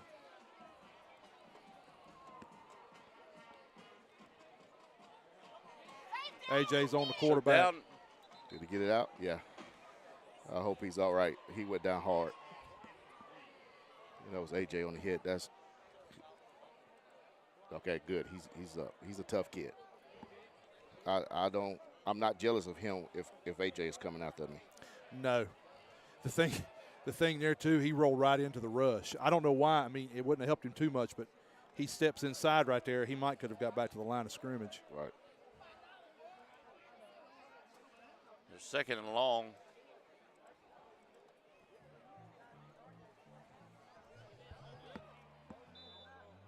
Had a little issue with our time clock. I was able to get that fixed. Okay, good.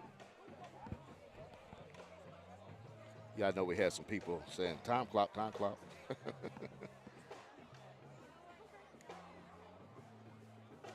Somebody forgot to plug it in. Oh, that's what it was. We're going to tell the producer about that. Dock his pay. I'm down here in the field. It's not me. Jeff, you've been awful quiet. quiet. 13. Right. I'm just enjoying this cool weather. Listen, as a Florida boy, about 30 years ago when I went to college, right. My first fall with the blue skies forever and the cool air, I fell in love with the Carolinas. Yeah, most definitely. Of course, a young lady helped keep me around this place too. Exactly. So grateful for our Mountaineer Nation who's watching at home, and they'll make sure if something's not right and keeping us straight. So shout out to Miss Anna Hughes who was telling us about lost the time clock. I think we got that back up. Oh, Mr. Clayton Campbell. I call her the super fan. I'll tell you, she super is. fan. She's now, super fan. I'll tell you, I love the dance. I think it's her. Is it her father? they be doing the dance with the Clemson. So I love that.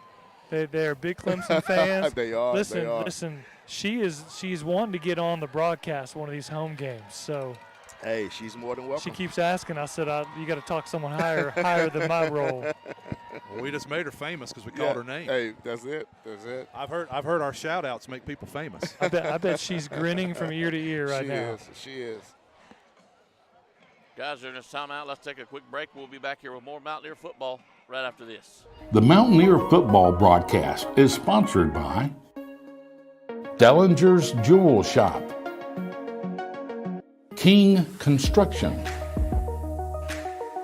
Patriot Jacks Outfitters, Campers Inn RV of Kings Mountain, JWH Contracting, Allen & Sons Construction.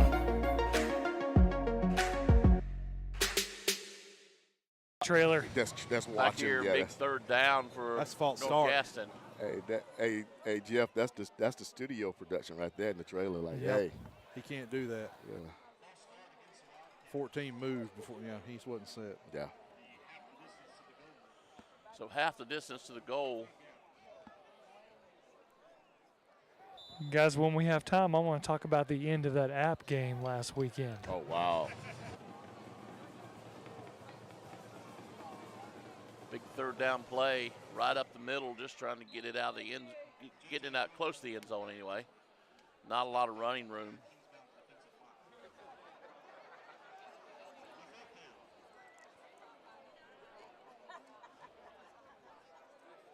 Drew, you want some score updates? Go ahead.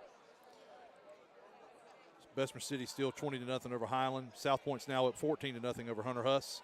East Gaston still 10-0 over Cherryville. Shelby and Thomas Jefferson. Shelby 7, Thomas Jefferson 6. Forest View and Ashbrook knotted up at 7. West Lincoln and Maiden tied at 7. Newton Conover still 7-0 over the Lincoln Wolves. North Lincoln, here's a surprise, boys. North Lincoln 15, Hickory 7. Wow. We'll let the punt go, and then I'll. Kobe Jenkins able to get the punt off. Mountaineers going to return it. Keep going, keep running.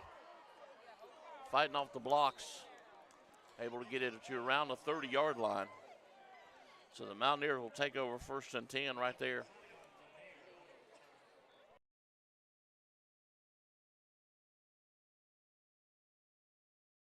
And we're not go. What happened? That stopped everything. Okay, we're back up. Must have lost a signal somewhere. No, somebody turned the power off.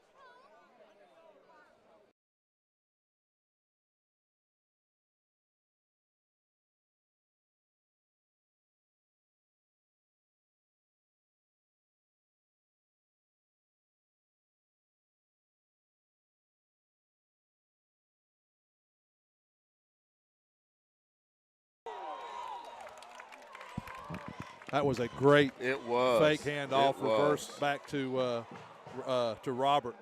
Good run. I was going to say, too, real quick, Crest is up 22-7 now over Stuart Kramer.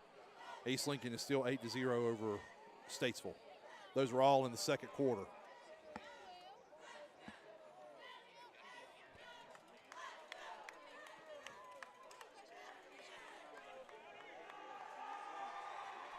Good cut. Right up the middle. Close to the touchdown. Kendrick, the ball carrier. Ball was still out. Delay though. So far So 2nd and goal from the 4. touchdown. Touchdown, Robert Kendrick. Right up the middle. He needed to finish that one after he had started out so well on the run. Good job.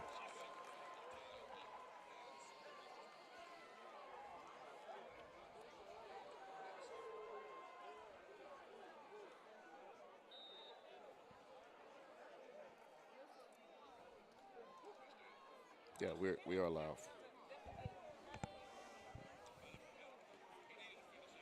Extra point attempt. It's up. Looks good from here. They say it's good, so Mountaineers will go up 28-0 here in the second quarter. We'll be back with more Mountaineer football right after this. The Mountaineer football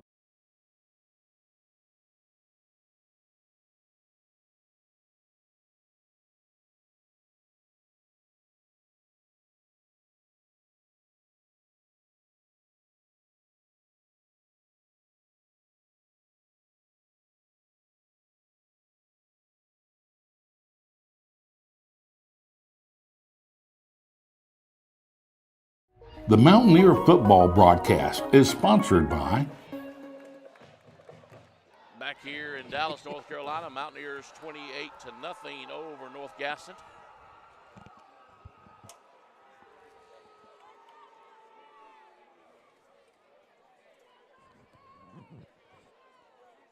Kings Mountain able to score on every possession but one so far. Exactly. I like those odds. Yeah, me too. Allow us to work on some things. Right. Because you guys think about, we've not played a solid game, complete game yet. We haven't. We've had flashes, so this will be a good chance for us to develop some confidence and some rhythm. Right. Jaden Ellis kicks it deep, able to return it. Misses a block or two, able to get a few more yards out of it before they bring him down around the 25-yard line.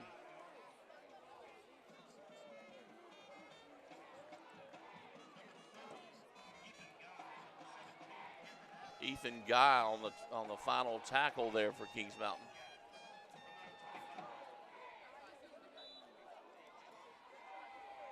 Make sure you stay with us at halftime. We have a great interview with David Brinkley. The interview that was scheduled a few weeks ago, but we had some technical problems and was able to finally get it straightened out. So we've got David coming up at halftime. David, thank you so much for being a part of our broadcast. And flag on the play.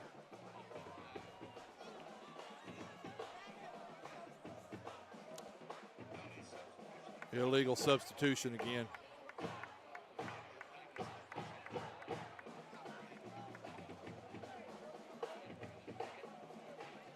So the back Kings Mountain up another 5, first and actually North Gaston first and 15. Yeah. Right.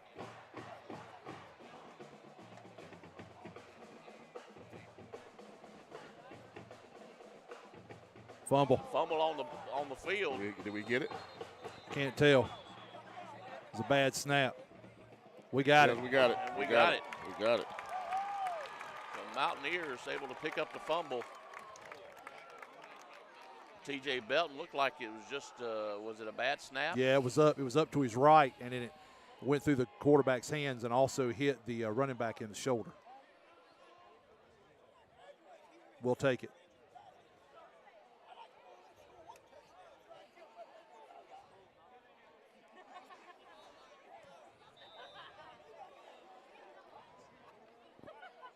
Little John brings them back out.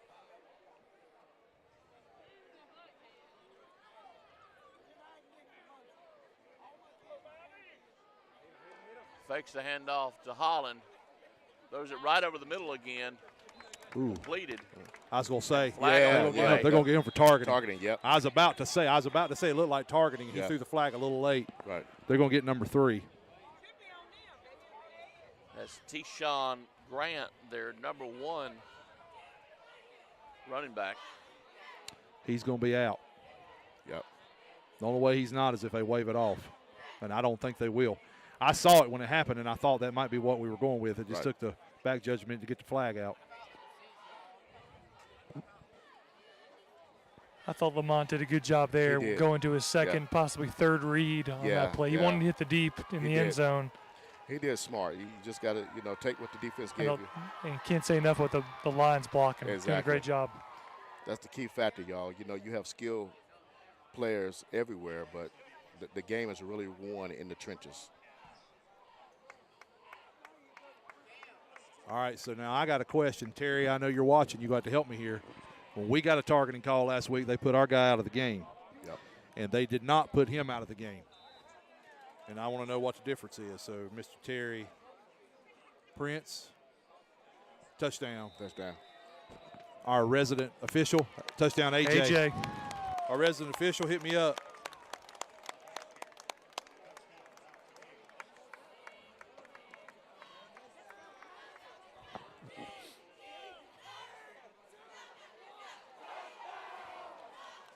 $34-0. The Mountaineers up over the Wildcats. You know, Terry was mad. We was kind of upset we didn't contact him last week. I know. And ask him anything. And now he's gaslighting me. I need him to give me a little info, and he won't even hit me up. Ellis's kick is up, and it is good. Good. Straight through the uprights, 35-0. Mountaineers lead. We'll take a pause for the calls. We'll be back with more Mountaineer football here on KMHS Sports right after this. The Mountaineer football broadcast is sponsored by Brinkley Financial Group, Flooring America, Dr. Brad Moffitt and Carolina Chiropractic, Butler's Outdoor Design, The Venue at Turkey Ridge,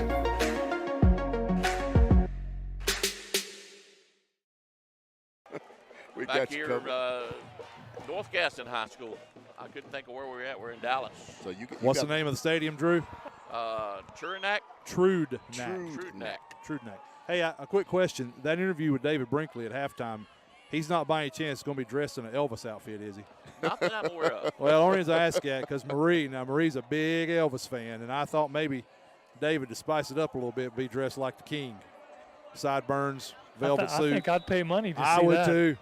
I think he ought to do it as a benefit for the Touchdown Club.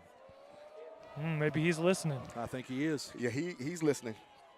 Ball goes deep, but returnable. North Gaston will take it. Trying to find some running room. Good The coverage. Mountaineers able to mop him up.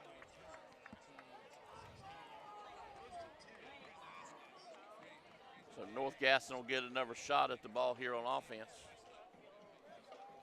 9:27 to go here in the second. Boys, this half feel like it's taking forever. It is. I was about to say the same thing.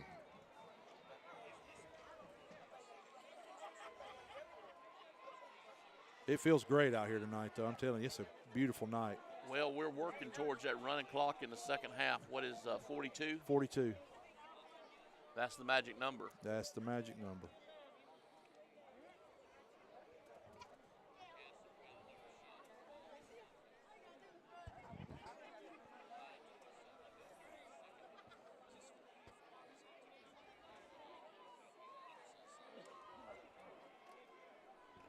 Hand the ball off.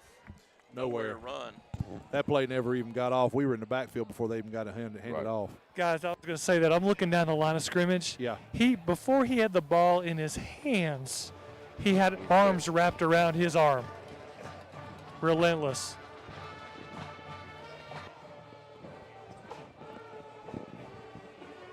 Second and 12.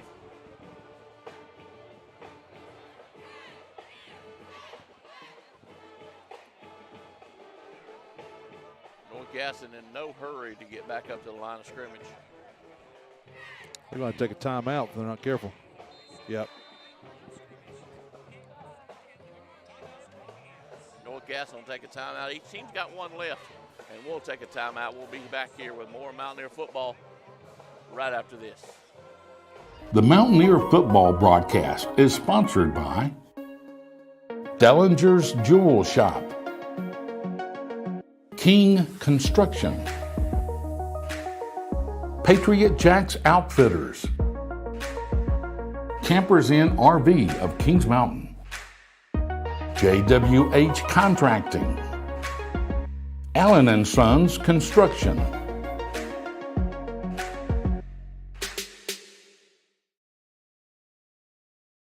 Back here live in Dallas, North Carolina. Mountaineers up 35-0.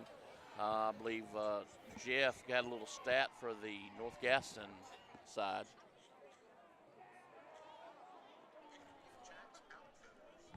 Sorry, I was trying to get the mic on. Yeah, it looks like North Gaston has been held to about 10 yards offense. Most possessions have ended negative, as we saw in that last play. So defense doing its job like it's done all season. Checking real quick, the Farm Bureau 133 West, Caldwell Banker, just-in-time plumbing scoreboard. At the half, South Point 14-0 over Hunter Huss. Shelby 14-6 over Thomas Jefferson at the half. Newton Conover 7. Lincolnton 8 at the half. North Lincoln up 15-7. Bessemer City up 20-0. East Gaston up 10-0. Maiden 13-7 over West Lincoln. Forest View now up 14-7 over Ashbrook. Crest 22-7 Statesville. That's the update. It looks good over here.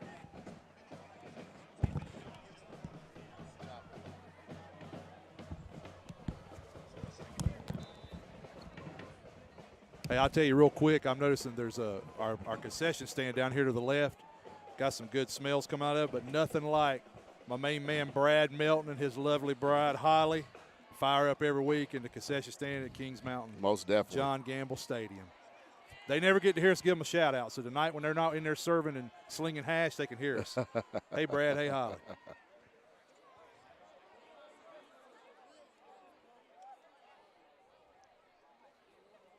North Gaston with the end around, nowhere to run. Yeah, big hit by, I think that's Curtis. Curtis again. Yeah.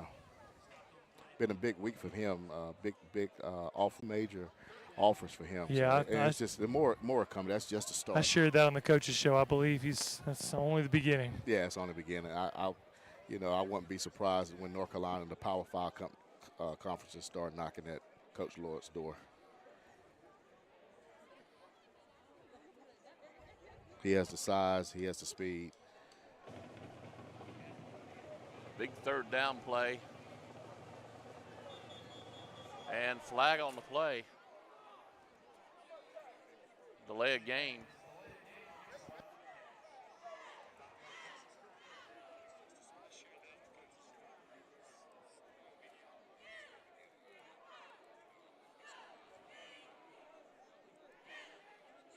So they'll back up the Wildcats 5, be third and 13.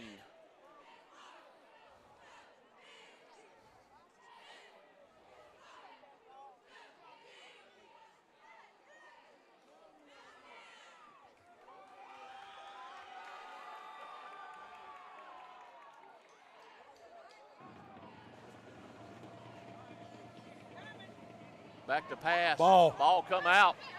Oh, but he wow. caught it again. Man, I thought Rob Kendrick was going to intercept that. I did too. His hand was out. That ball bounced around a few helmets and shoulder pads. Yeah, it did. I know he won't hear it, but I'm going to say it. My boys' team, Western Alamance, is up over Eastern Alamance 13-7 in the third quarter. That's a huge game because Eastern is ranked. Those are both really good 3A teams. Eastern Alamance is ranked 10th in the state. Right. Western's leading them right now 10-3, or 13-7, excuse me. So the second time Kobe Jenkins has to punt right there at his end zone. Kings Mountain might have got a hand on it. I think Jake might have got a piece of that one. The ball rolls dead. Yep. Looks like maybe the 41-yard line. Mountaineers will take over 1st and 10 from there.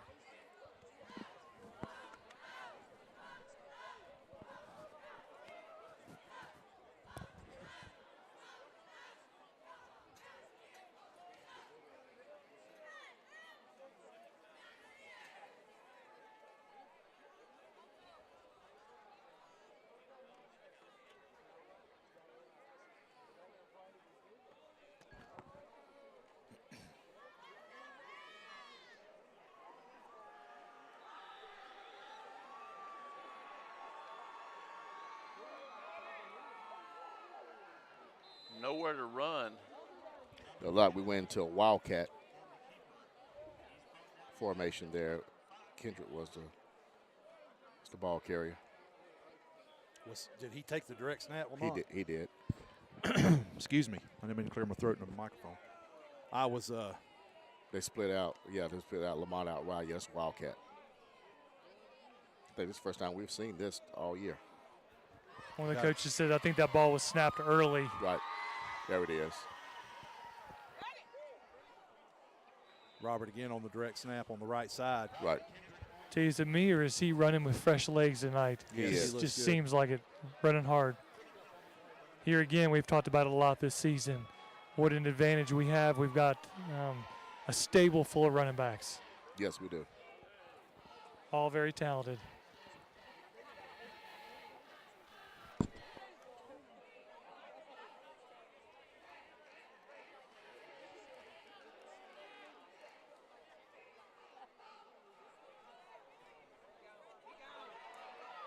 Mountaineers over on the right side, a little running room. Guys, Is this the first time this season we've run the Wildcat? Yes. Yeah, it is. And we look good. Coach likes to do is putting something on film for the other team to think about. We have to, you know, and we got to show that we are multiple. We can do a I like whole lot it. of things on offense. That's right. And the more we can do offense, it's the harder the opposing defense can stop us.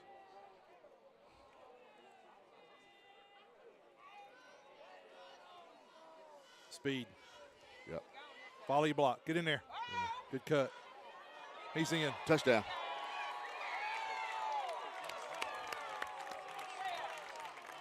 Good speed sweep right there. Excellent play. Zay just took his time, followed his blocks, got inside. Great run. Right. Great blocking out front. Most definitely. Little camera issue there. I was able to fix it, so you did not get to see that touchdown. But you heard y'all talk about That's it. exactly right. We did a good job. Did the camera go out? It did. Oh, okay. Well, as I used to say on radio, you should have seen it. What a great kick. Drew, that's going to make it hard for me to show that on the highlight video. You won't be able to show it. We won't. Well, not from here. That's right. The huddle. That's true. That's true. The huddle should have it. Right. So Mountaineers up 42-0 over North Gaston, still here in the first quarter, or this first half, I should say. We'll take a break. We'll be back with more Mountaineer football right after this. The Mountaineer football broadcast is sponsored by Dellinger's Jewel Shop, King Construction, Patriot Jacks Outfitters, Campers Inn RV of Kings Mountain, JWH Contracting, Allen & Sons Construction.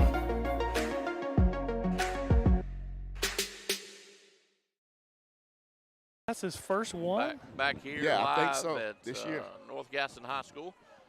Getting ready for the kickoff, Mountaineers to North Lincoln, or North Gaston. Said North Lincoln, didn't I? Thinking about the middle school game. So able to return it across the 20. A little bit of running room, but not too much. He'll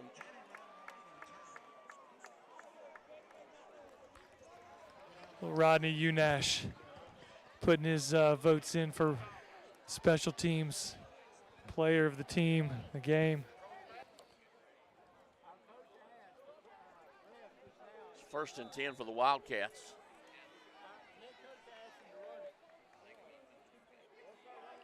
So I think, yeah, we're in a running clock situation now. Am I correct, Craig? They can do it in the first half, but what they might do is let it run normal. Until the second half. Yes, until the second half, but they have the option. Got you.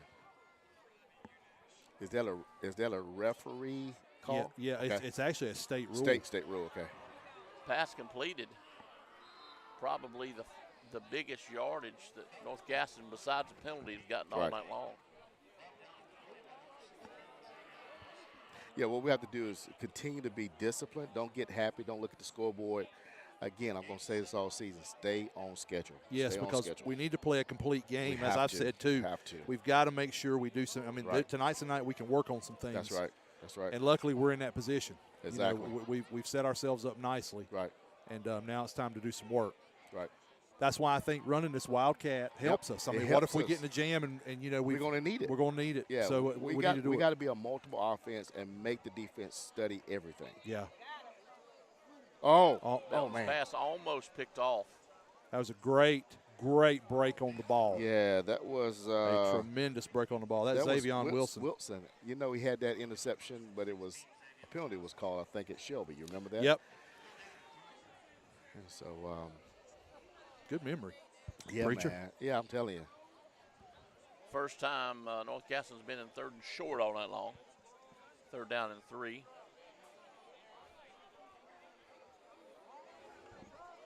Just need to stay on schedule. Stay on schedule. We need to stop here, big stop here, get them off the field.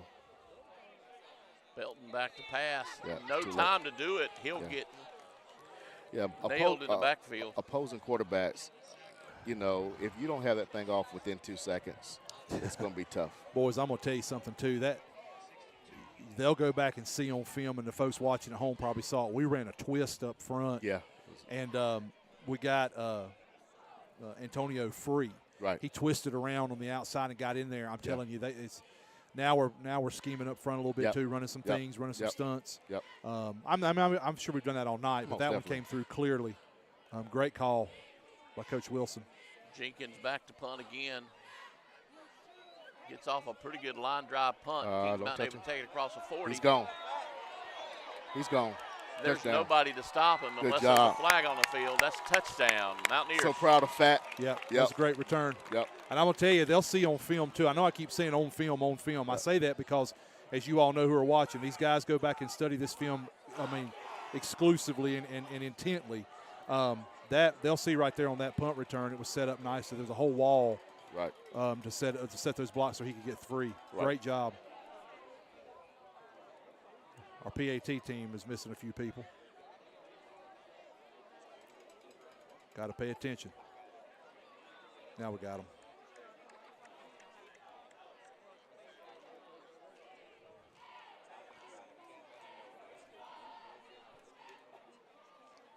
That's it.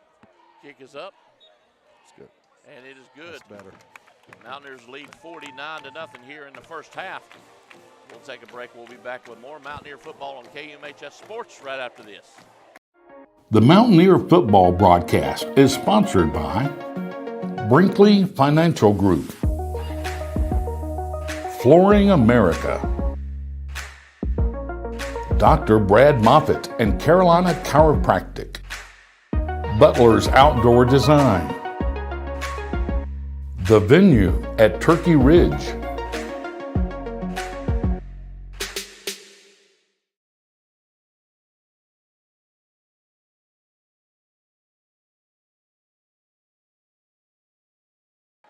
Back here, Dallas, North Carolina, Drew Fulton, Jeff Johnson, Lamont Littlejohn, Craig Short.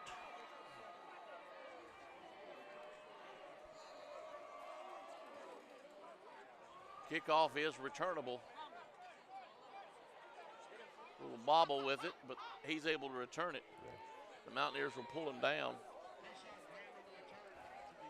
North Gaston will take over 1st and 10.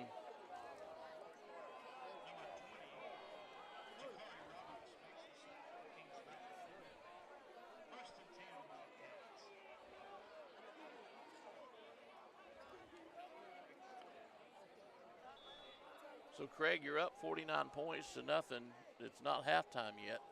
What do you tell your guys on the sidelines? Play clean, stay focused, pay attention.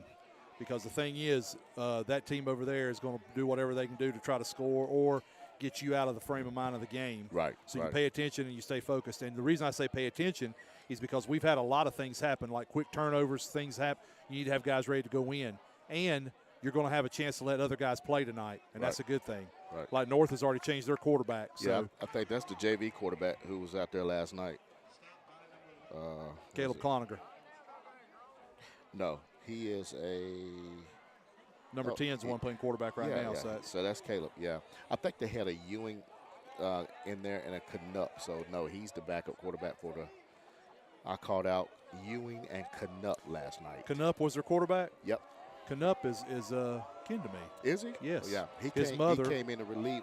Ewing started. Yeah. And then Canuck came in and relieved him in the second half. Canuck's a good young man. His mom was my cousin, and she lost the battle of colon cancer several years ago. Wow. Back to pass, but, man, he was under pressure. Yeah.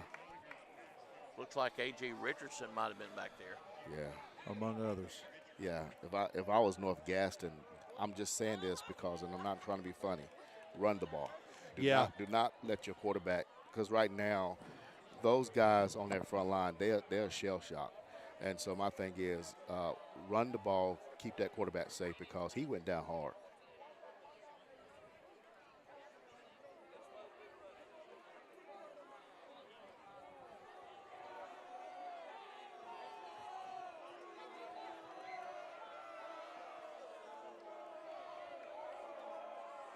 Back to pass again. able to get the ball off quickly. Yeah. Which he's but smart. No good. Either you hold it or you throw it real quick, right? So a 4th down.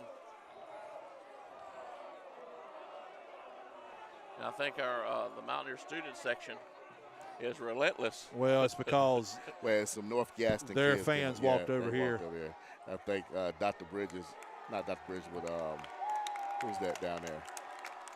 That's Mr. Moorhead. Yeah, that's Dr. Moorhead. They don't need to be over here. Yeah, I think he's sending back to the other side.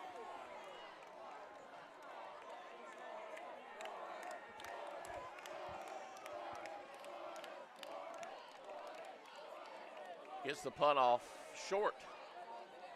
And we'll take a North Gaston roll. 47-yard line. Mountaineers will take over 1st and 10. I mean, hey, I figure they're not seeing much on the field, so they figured they'd walk over here and look at what it looks like to score some points and have a team. 2 minutes to go here in this first half. And, man, this has been a long half. Yes, it has. Well, it's a lot of commercial breaks. Right.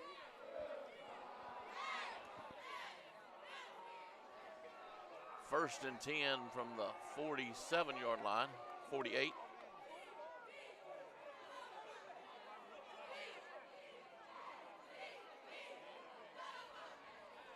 Four receivers set for Little John.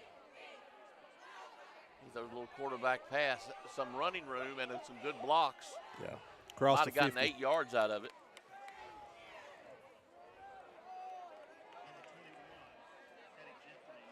Jeffrey's the ball carrier.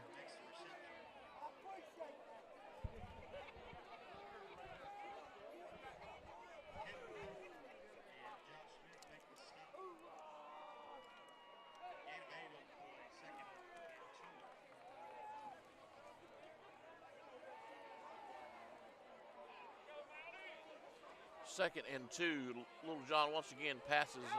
Tunnel screen. It was inside. It was behind. Wow, yeah. If he'd have stayed back there behind Yep. Lubas. Yep. He turned. He cut it in too quick. Yeah. That. About a 5 or 6 and yard gain, 1st and 10, and Yeah. we've got a couple players on the ground. Who's that? Is that Riker? It's Jackson.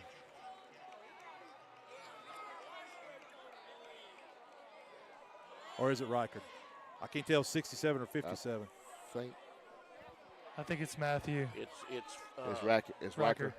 Yeah, because Jackson's right there. You remember he had that injury during the spring. He did. What was it? Was it the ankle? No, it happened in the Crest game last year. Yeah, it was sure his knee. did. It sure did. Yeah, he was in crutches. He was on crutches. He is reaching to the left leg, so hopefully it's. Hopefully it's not the same one. I hate that. And he was doing. He's in some pain coming off the field. He was doing well. I think he started last game. Not sure if this is number 55, Tristan Spikes. Man, you hate to see that. I think Tristan was sick last week, and I think he filled in for Tristan, but hate to see that. Hate to see that. Yeah, he's gotten some good playing time the last few weeks and played well. Yeah, he has. Hopefully it's something minor that he can heal up with and not anything major. Pass incomplete.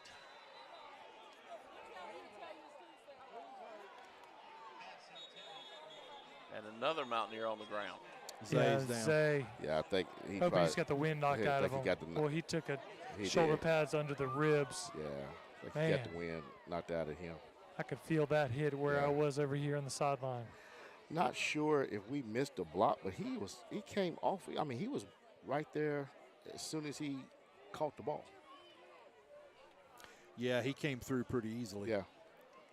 So, guys, let's step away while they tend to him. We'll be back here with more Mountaineer football on KMHS Sports right after this. The Mountaineer football broadcast is sponsored by Dellinger's Jewel Shop, King Construction,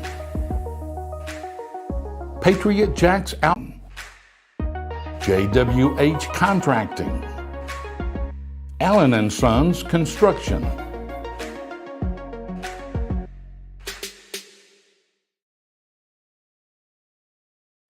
the Mountaineer football broadcast is sponsored by Brinkley Financial Group, Flooring America, Dr. Brad Moffitt and Carolina Chiropractic, Butler's Outdoor Design, The Venue at Turkey Ridge,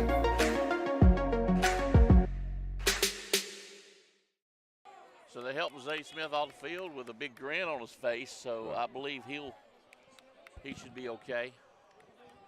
Mountaineers was 2nd and 10.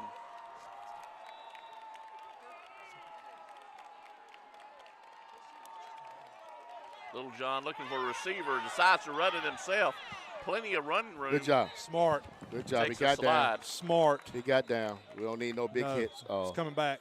So holding. Probably back there.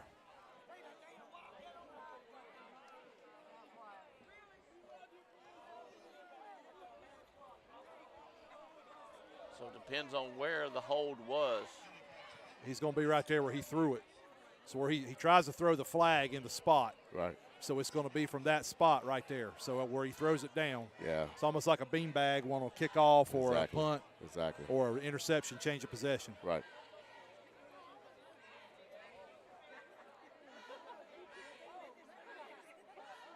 So But that's a good sign that the quarterback is able to pull it down and run it. We got to have that. How about that? And yeah, I mean we got to have that.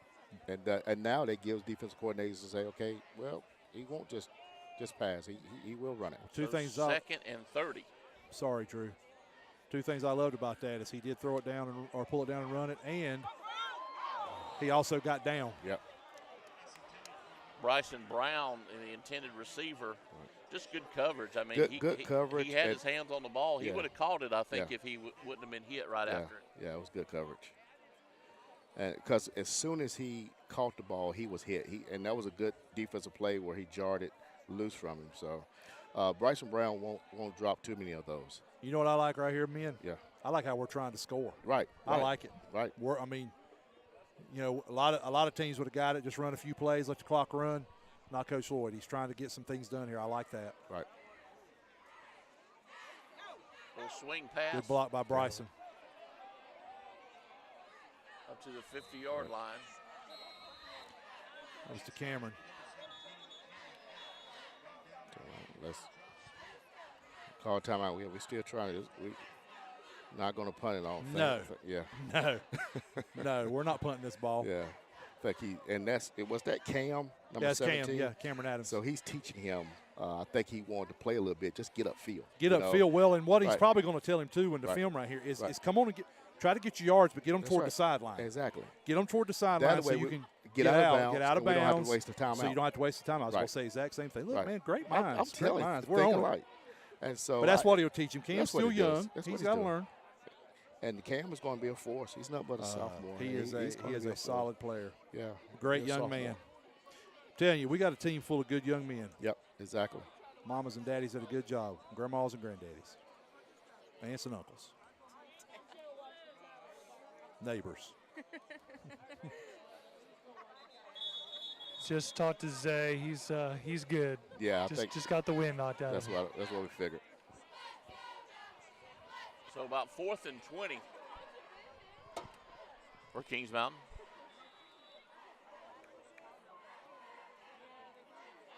Do a pass here.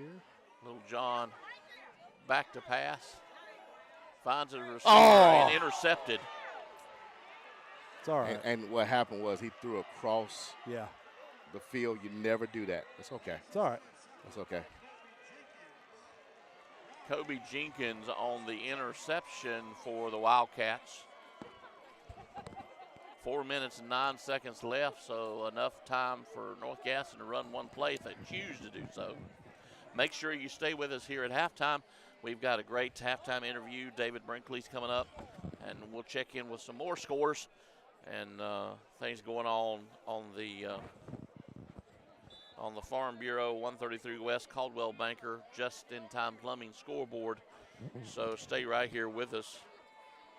KMHS Sports, I want to mention again, if you haven't subscribed to the channel, reach down and do so. Just make sure you turn on your notifications. That way you'll get notified when we have a coach's show or the game's about to start. Belton throws it deep, trying for a receiver, just touches his hands, incomplete.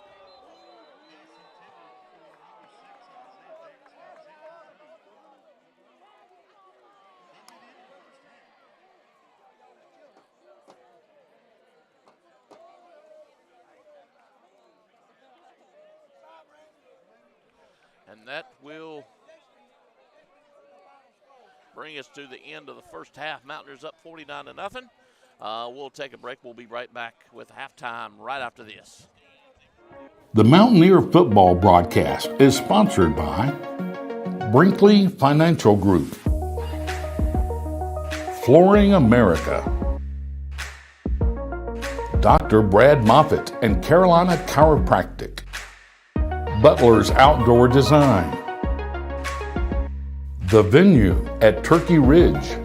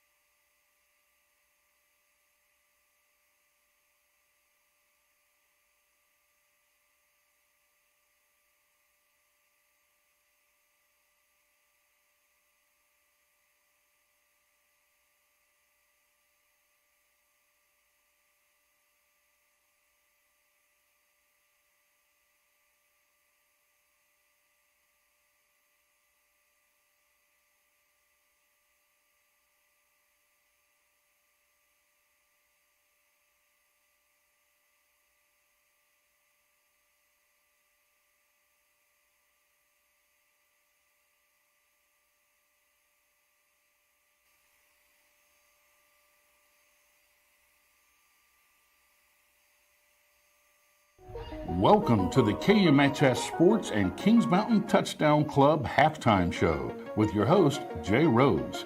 The halftime show is sponsored by Ben Engel and On Cue Financial, Butler Tire and Auto, Audio Video Designs, KM Elite,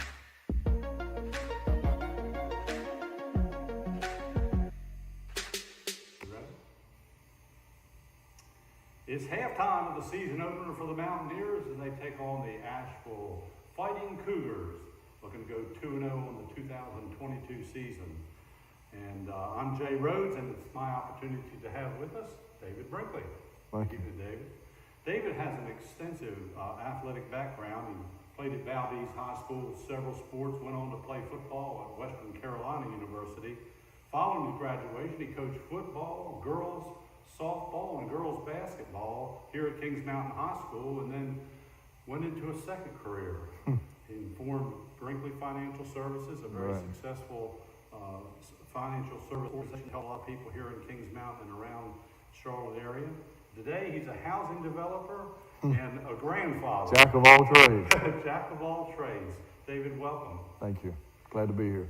One of the biggest endeavors that you've taken on to really help our community, I mean, your businesses did as well for helping individuals, but with the Touchdown Club that I believe it started in 2006. Right.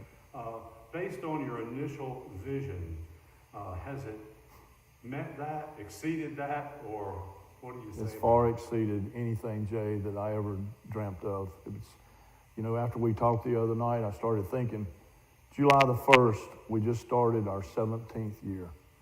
And we have brought in a little bit over $8 million into the Kings Mountain High School athletic program in a city of 10,000 people. And there's, you know, I talked to a lot of friends in Charlotte, and they just shake their heads and they can't believe what we're doing over here. There's a lot of people, I mean, grassroots Yes. that have put in efforts in this. You know, when we're chatting a little bit about the possibility of getting a new press box, among other things. Right. You can talk about other things. Right. But, you know, we talked about the fact that, you know, we have a lot of folks that do gift in kind. Some of the folks may not be able to afford X dollars, but they'll get in here and they'll lay brick, Absolutely. put sheetrock up and things like that. It's really helped, hasn't it, Dave? All the buildings that we built, our field house, we had approximately $500,000 of in-kind gifts. Our concession stand was pretty close to $300,000. Our tennis courts was about pretty close to $400,000 of in-kind gifts, and we were very grateful. And I've never had a subcontractor that I've gone to ask if they'd be willing to step up and help us say no. And that's pretty amazing when you think about that we've built, you know, and that's not counting the $400,000 weight room. And we renovated the weight room, changed the colors, changed the whole atmosphere, and added music, etc. And, you know, we've just been very blessed, Jay. People have gotten behind the Touchdown Club and, you know, some of my crazy visions that I have, and, you know, what we're just touching so many people in different ways. You know, I talked to Coach Moorhead. Still call him Coach Moorhead, Dr. Moorhead, you know, at our second Touchdown Club. He's going to give a presentation about our academics, how well we're doing, our athletes. And that is near and dear to my heart. I love to win as much as you do, but I want to make sure that our children are excelling in the classroom. Well, now as we look to the future, what are some of the visions for both you and your board for the Touchdown Club to do enhancements at our athletic program in Kings Mountain High School? Well, the first, we want to get our big debt retired. We started off at $2.8 million on the football field, the track, and the tennis court. We're down to $1.265. So we've got somewhere between 18 to 24 months to retire that. I'm meeting actually this week with Architect, and we're going to start working on redesigning our baseball and softball field. It'll be state of the art.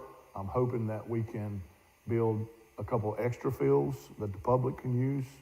I'm even dreaming about maybe a driving range that we have enough property that we can utilize. You know, that the baseball and softball field, again, we're back in the late 60s and 70s.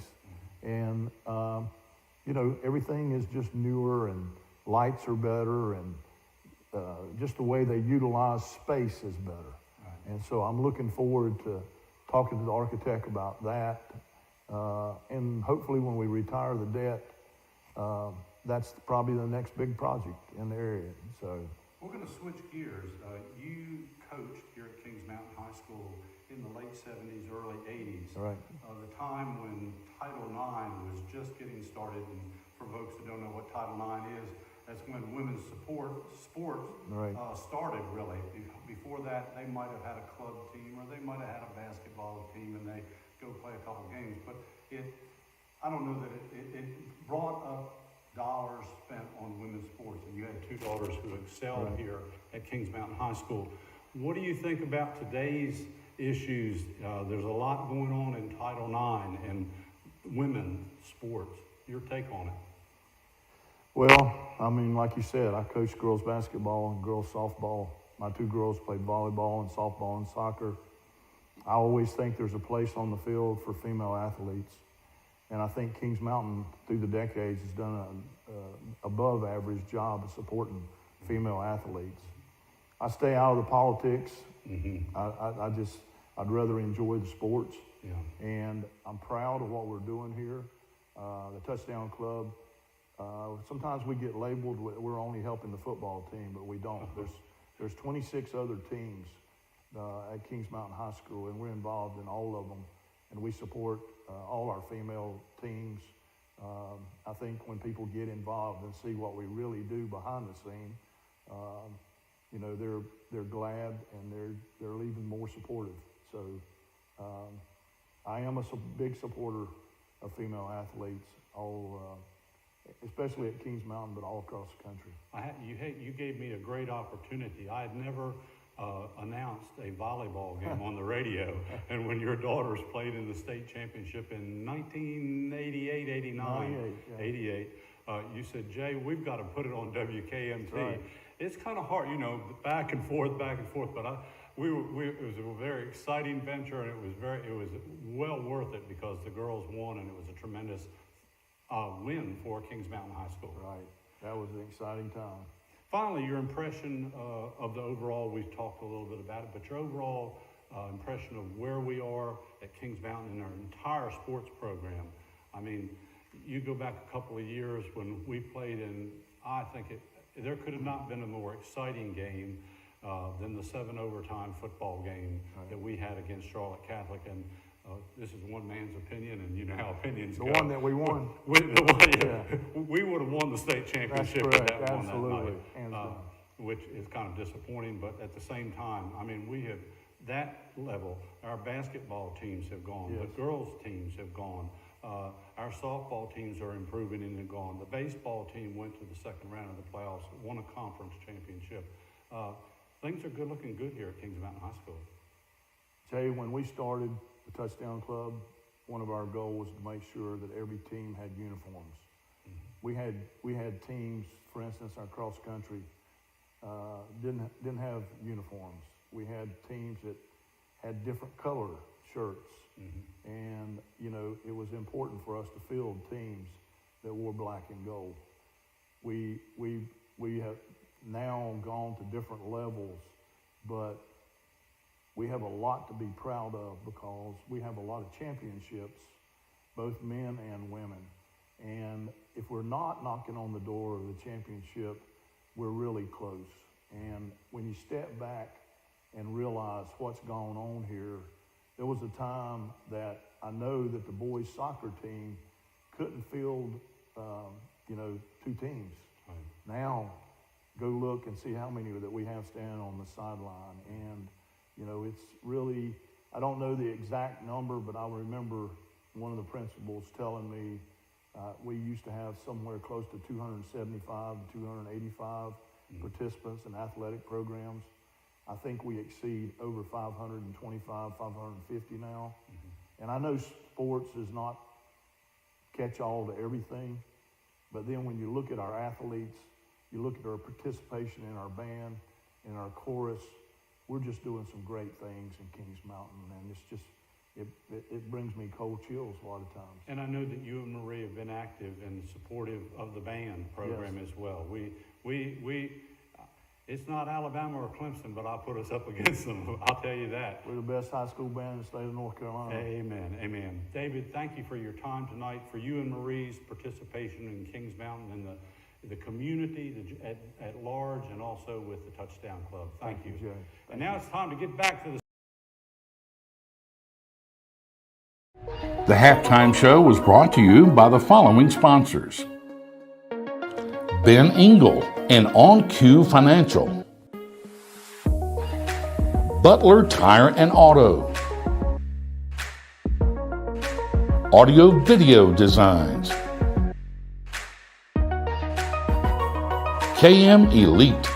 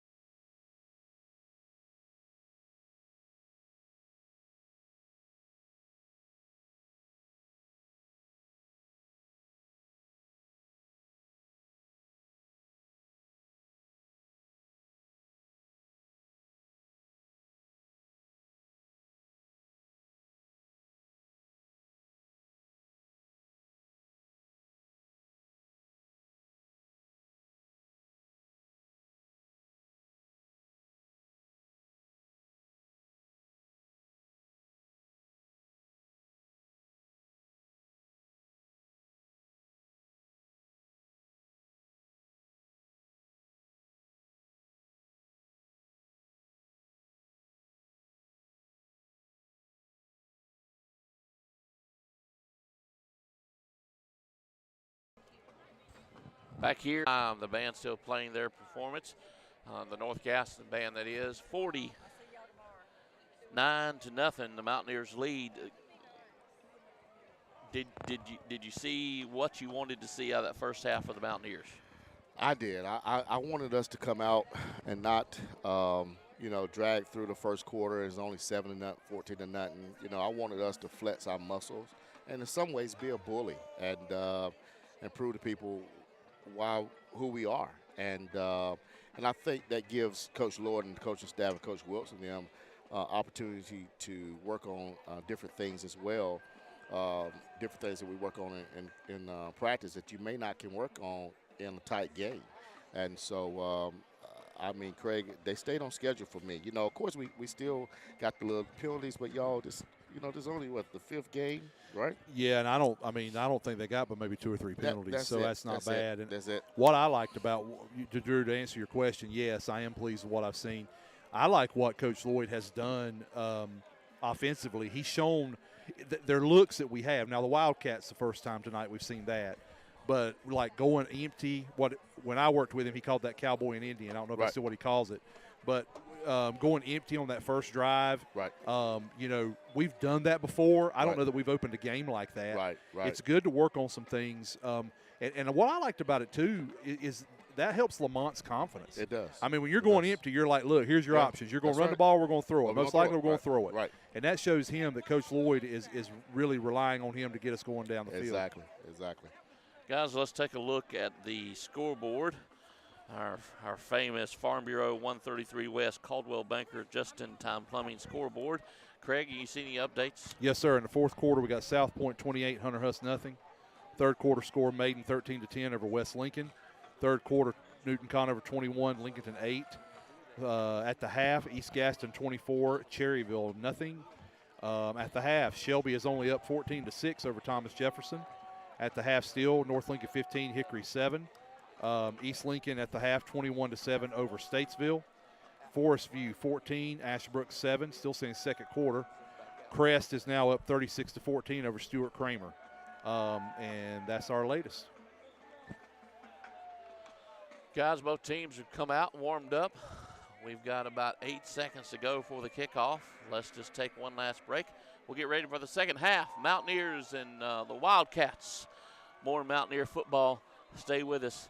We'll be right back right after this. The Mountaineer football broadcast is sponsored by Brinkley Financial Group, Flooring America, Dr. Brad Moffitt and Carolina Chiropractic, Butler's Outdoor Design, The Venue at Turkey Ridge,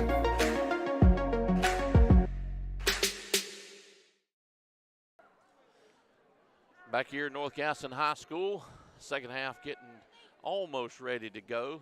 Want to mention again the 100 years of Mountaineer football. Not only do we have, Craig, the shirt you can purchase. Yep. We've got the 100 years Mountaineer hat for sale.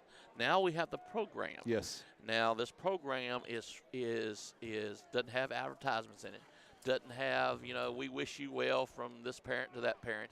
It is just slam packed full of every team picture from 1922 It's amazing. to 2022, and it wasn't easy. I was about to ask you, how did they find all those pictures? It was not easy. I didn't have anything to do with it. David Brinkley and the touchdown staff was able to get that done, and I should give a shout out to the lady that headed that up, and I do not know her name, but they were able to put it together. It's a program. It's going to be for sale at every home game. So in 2 weeks, you'll be able to buy it there. You can buy it from the field house, from the athletic department. You can also buy it from Dellinger's Jewel Shop, and I believe 133 West. I think you said that last week. So that's something that you're going to want to get. Plus, we have the 100-year celebration dinner coming up October 20th, and to go to that, you either have to be a former player, coach, or manager, or be a member of the Kings Mountain Touchdown Club. And if nothing else, no other reason you joined the Touchdown Club, you'll want to join for that particular reason. It's going to be a great night under the stadium lights at John Gamble Stadium. October 20th is the dinner, but you have to sign up by October 10th. So you need to go ahead and sign up and become a member of the Kings Mountain Touchdown Club. And Craig, you know, you were coaching here when a lot of this was when the Touchdown Club started. Yeah. And you know, just to see the difference that the Touchdown Club has made on the campus. It's unreal. And I've said before many times already, the Touchdown Club helped us out. And when I was the head softball coach, they paid for us to travel to away games, to playoff games. They helped us charter buses. They helped us buy uniforms. They helped us in the weight room by redoing the weight room. The Touchdown Club really, I know, and I said this before, I know it says Touchdown Club, but they are truly a program and a group of people that are out for all of Kings Mountain athletics and really all of Kings Mountain. They even helped the band last year, a couple years ago. They are all about promoting Kings Mountain. Right. It's not just the football team. It's about all Kings Mountain stuff. And I want to say, too, Drew, I need to get one of those programs that you were talking about, those commemorative programs. Because you're in it. I'm in it. Yep.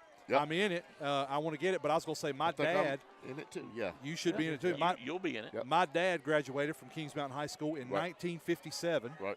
When it was up in the town, and he played football for Kings Mountain. So I want to get it so I could see his picture. I never saw him in in any kind of team picture, so I want to get one for that reason too. So North Gaston will receive the opening kickoff. He'll pick it up. He'll go out of bounds around the 25. So North Gaston will take it over 1st and 10 from their 35-yard line. And the clock is running. Yep. And for some reason, guys, I keep having the camera freeze on us.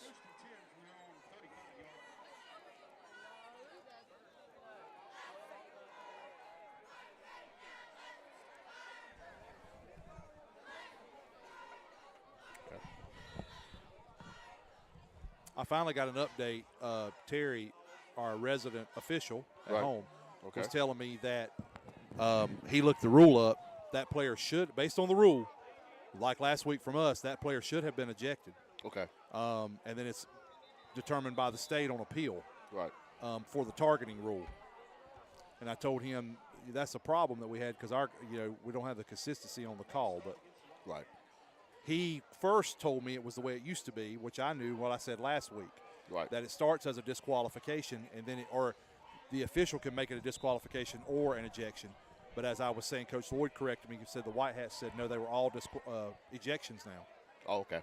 And so I don't know why they did not eject the young man for the targeting in the first half. And that was against Bryson Brown. Yes. And Bryson held on to it, too. He did.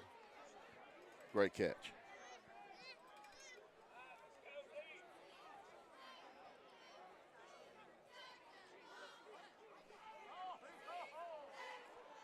Pass completed right over the middle.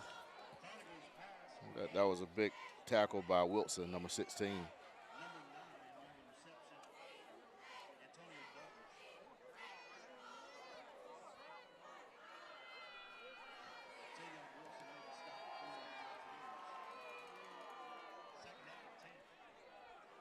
We have 2nd and 9, 2nd and 10.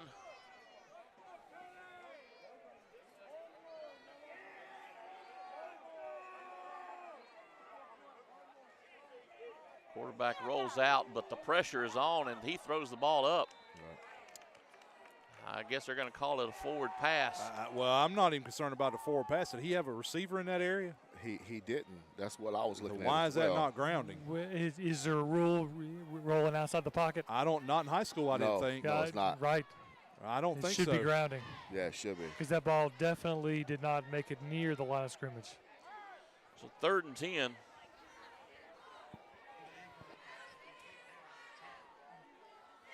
I mean, maybe there was a receiver that I just couldn't see. There was a whole wad of people. Well, that makes both of us because I didn't see anybody. I didn't think I did either. And especially a receiver that was eligible. Yeah. Hand the ball off, goes right up the middle. Mountaineer gives him a yard or two, but not too much. Look like that number Bring up 5, a 4th Michael down. Ward, was in there, for a big stop. And then a host of Mountaineers coming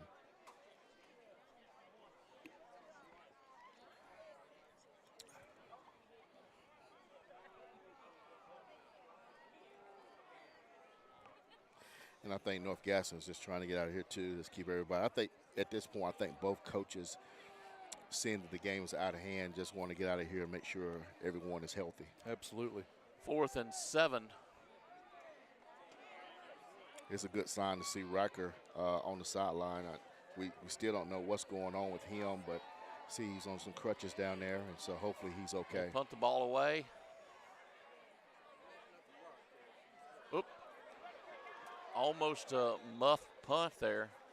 I believe Kings Mountain will retain possession. I think it went out of bounds, correct? Yes, he's lucky it did. And who was number 1? Andre Willis. Yeah, he's not normally back there. I think they got he wanted to stand real quickly. Let that go. So 1st and 10 for Kings Mountain.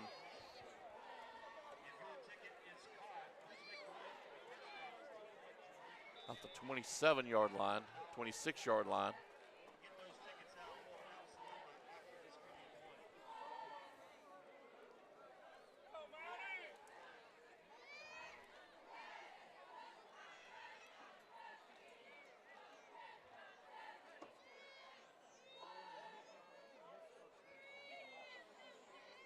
Little John with a 3-receiver set, hands it off right up the middle. Nice little hole. Yeah, fellas, I think we're going to get a good dose of runs and get out of here. Yeah, I noticed, too, we've subbed on the offensive line. We have I've just noticed we've entered one guy, number 59. That's the young man that transferred. I'm pretty sure that he's not on the roster just yet. I'm pretty sure. Is it Gaffney? That's the young man that transferred in from Gaffney. Okay. He's in there at right tackle. Okay. It's a good couple size young man. Yeah, he's a nice size young man. Yeah. That's what they used to say about me. Yeah. I thought they used to call you healthy, Drew. Oh, the word was husky. The word was husky. All right. Flags fly everywhere. Must be some holding back there.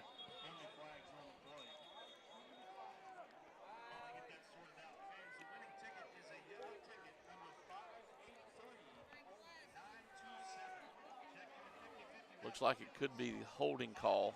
I believe it is. Yep. You know, that happens a lot of times, guys, when they're blocking one direction. Right. And the play was designed to go back to the left, and it running back, turn back the other way, and suddenly you're holding the guy. So still 2nd down.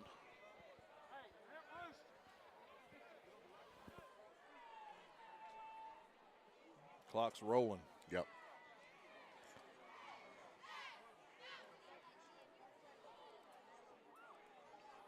Second and 16 after the penalty.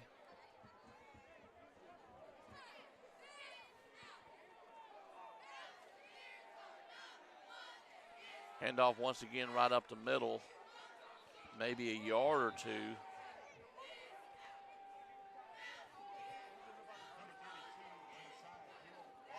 And Josiah Hill, he had a big game last night for the JV team. That's going to be a name that we need to look out for too in the next couple seasons and years.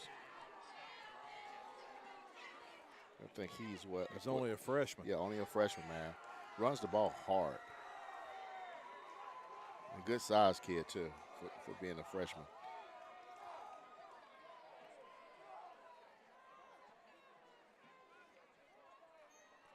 Third down, Little John looks to pass. Has the receiver out in the flats, but a little high. Right. Bring up a 4th down. And maybe that might have been a good thing that was high, because if he would have caught that, he might have got crushed. Yeah. Yeah.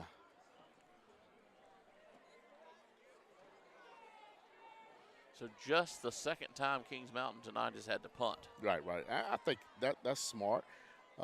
He missed him bad. I think he may have done it on purpose just to get it out and not to get him killed. So, again, we want to get out of here healthy.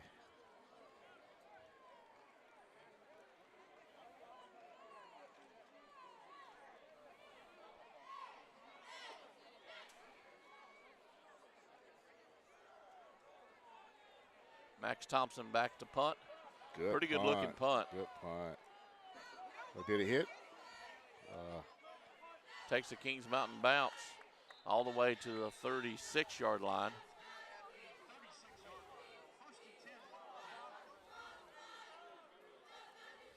Wildcats will take over 1st and 10 from their own 36. And the clock keeps running. It didn't feel like the first half went this fast, did it? No, I was kind of hoping we'd have gotten this in the first half.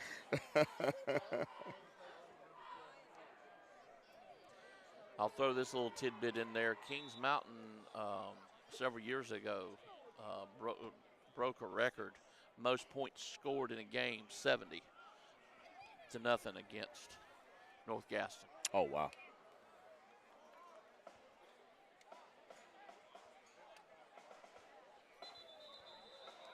Looks like maybe a false start against North Gaston. It'll back them up 5.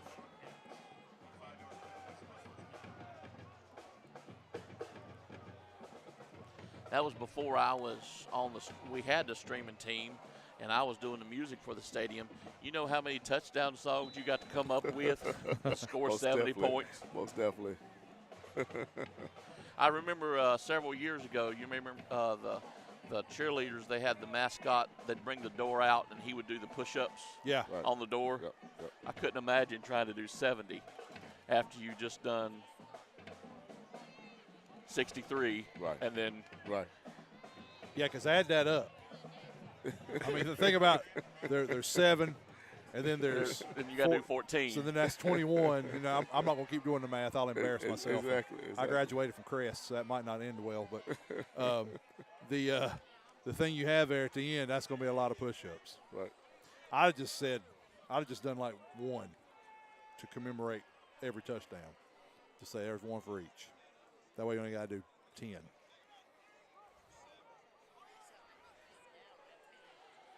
Second and about 14. North Gaston back to throw. Got a man right over the middle. Could have been picked off from the deflect. Micah went right through Micah's hands, and then we had a shot at it again at the corner. Right. Robert, I think got on Robert a little quick too. He almost had it.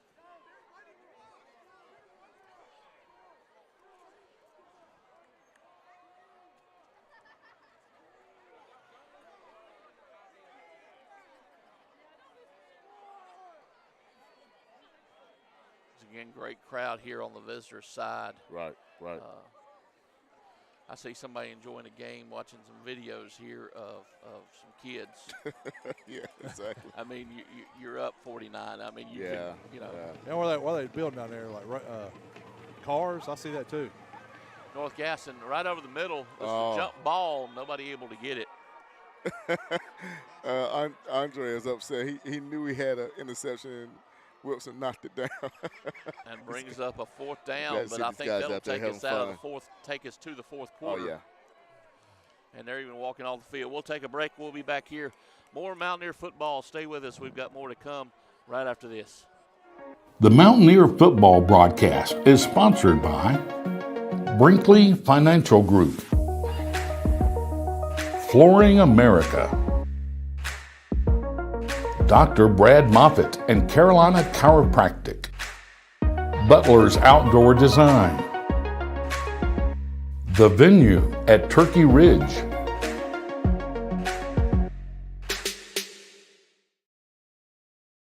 on 85. Jeff Johnson, Drew Fulton, Lamont Littlejohn, Greg Short getting ready to start the 4th quarter here in North Gaston. Dallas, North Carolina on a crisp fall-like weather evening. You know, it was warmer when the sun was out, but when the sun hit behind those trees, it got a little cool. I see everybody's got on jackets or pullovers except for me. I failed to bring one. My dad's sitting in front of us with a towel wrapped around his neck because he says his neck gets cold. Hey, I'm with Paul. I can't stand that either. Can't stand for the back of my neck to be cold or the back of my arms. So 4th and long, and North Gaston will be in to punt again. Kobe Jenkins punts, and flags on the play. Craig, say that again? I said I'm with Paul because Drew said he's got a towel on his neck. I said, I don't like the back of my neck or the backs of my arms to be cold. I have never heard of that before. And I've known you a long time. Well, listen, you're learning That's something just new every strange. day. That's just strange. No, it's not, man. I mean, I still love you, but that's I'm sorry I shared. I'll go back to my safe place right now.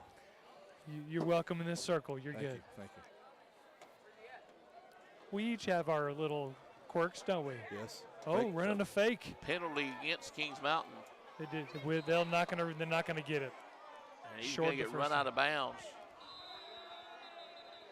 Okay, And a flag across the way over there.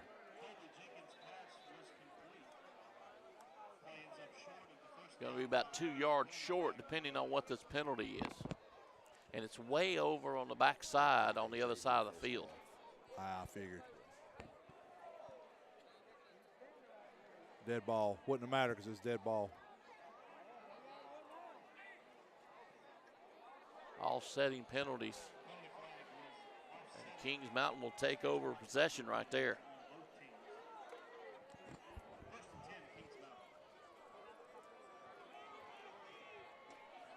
I didn't really see what the penalty, I didn't see the penalty on the field. I didn't. I just saw it after they threw it. I wasn't watching. I was watching the play on the sideline. Offsetting unsportsmanlikes.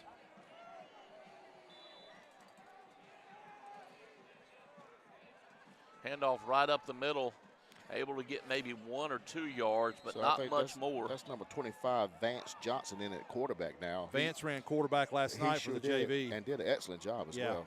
I know TJ is, I think, concussion protocol, and so but he's good.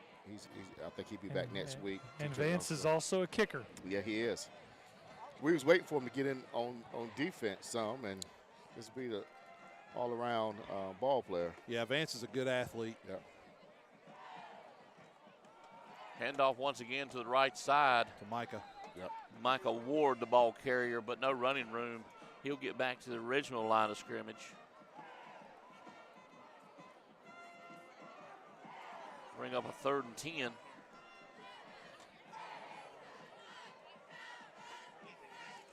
So Mountaineers just satisfied at this point with 49 points, just trying to run some clock out. And they'll take what they can get.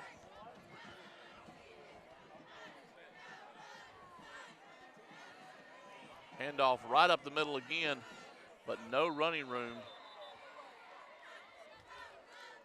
Nowhere to go.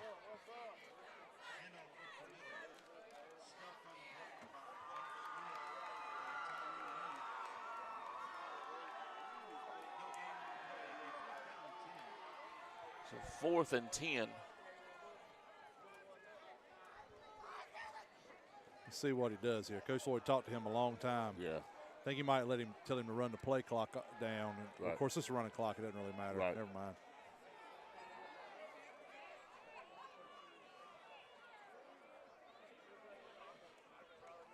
Back to pass.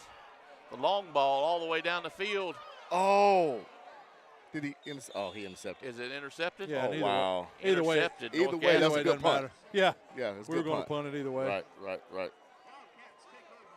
Or it would have been like a punt. That's what I was trying to say. But that was a 50-50 ball. Yeah.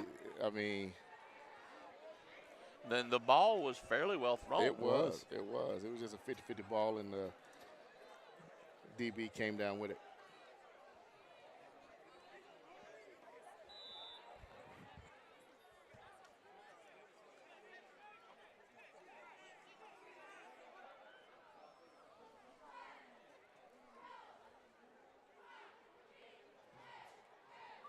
Four receivers set for the Wildcats. I believe North Gaston trying to get us to jump, but they jumped in the process. Mm-hmm. So it could be against North Gaston, and it is.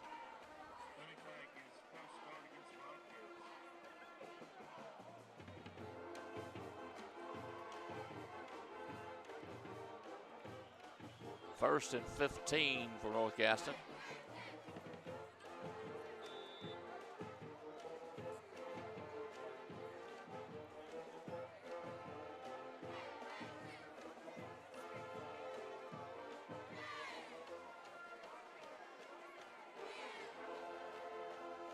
Handoff right up the middle. Fumble. Able to get 2 or 3 yards, but the ball is on the ground. He's wanting to say Kings Mountain ball, but I hadn't seen him actually make the signal yet. He was trying to. Right.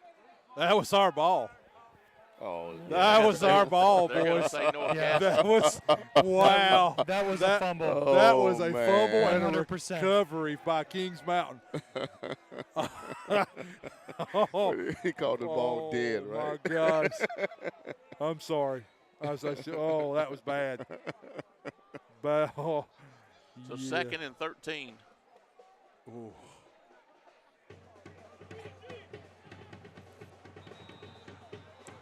Trying to get Kings Mountain a jump to get 5 more, and they do.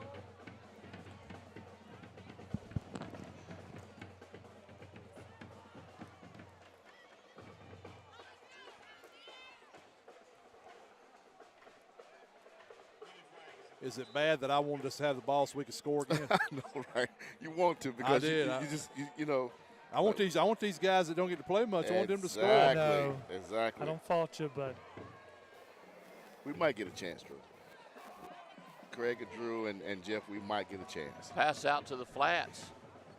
Incomplete. Yeah, that was a 4th pass.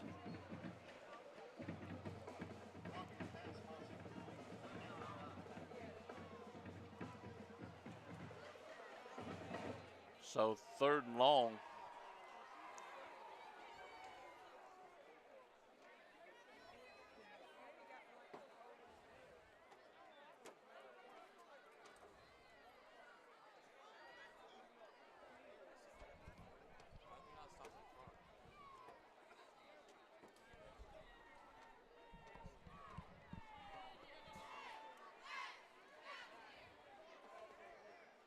On the road this week to North Gaston. We stay on the road next week to Forest View. Able to get a few more yards out of it, but not a first down.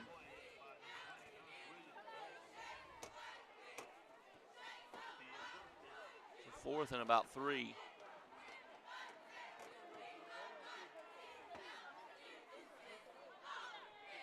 On the road to Forest View next week. Right. Joe Alala Stadium.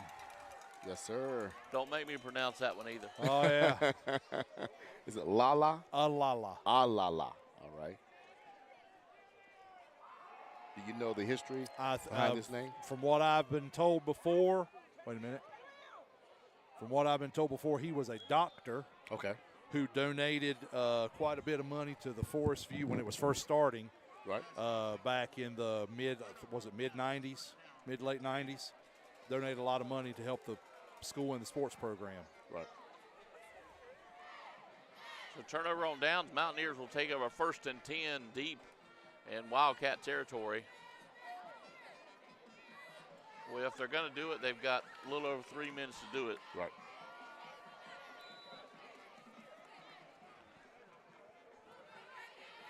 And once again, we will not know the outcome to whether we get the broadcast next week until maybe mid or late next week. Is that a touchdown? No, Nope, he stepped he's out. out of Stepped bounds out. around the That's Michael 1 yard Ward, line. right? Yeah. He got forced out right about the 1. Yeah. That offensive line looked good. Yeah, time. they're not playing bad. We've Right. got some subs in there, and Right. that's good. Right. Listen, you don't know. You may need these guys to Exactly. play down the road, and it's good to get them game experience. And it's good that we are deep. Yeah. Again, I keep going back to last year, man. We just every game we was losing somebody. Around the right side Get in again. there. Get in there. Some running room. He's out And right they at can the goal say line. He's at right at the goal line, so it's still going to be 2nd and 1. How close is he, Jeff? Like he's inside the 1. all right, just about got run over there. Yeah. Look like he's right at the 1. Okay. I tell you, that was Is he at the that 1 was- or that- inside? No, it's right at the 1. Okay, gotcha. That was a big hit. Yeah.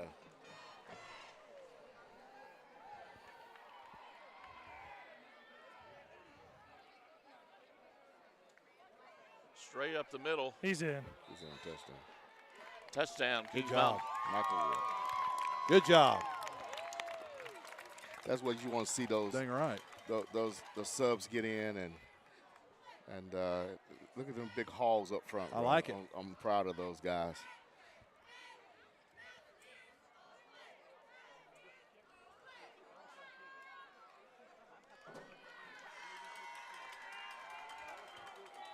Max Thompson's going Yeah, for I see the PAT. Got Ethan Guy holding.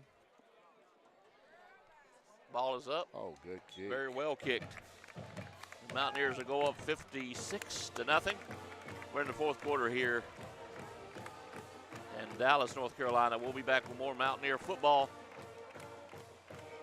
right after this. The Mountaineer football broadcast is sponsored by Dellinger's Jewel Shop, King Construction, Patriot Jacks Outfitters, Campers Inn RV of Kings Mountain, JWH Contracting, Allen & Sons Construction.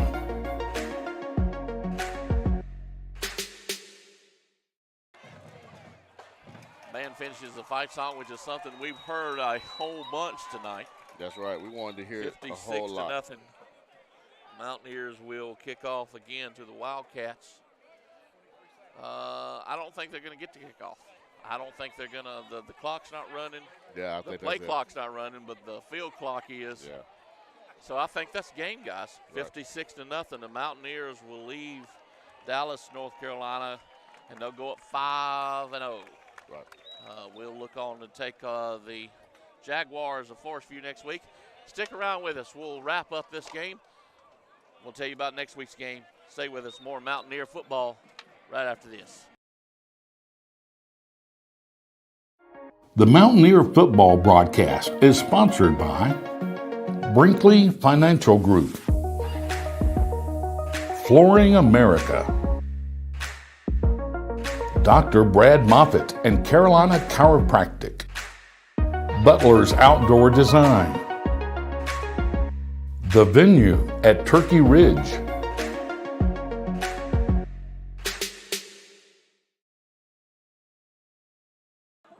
Back here in North Gaston High School, the Mountaineers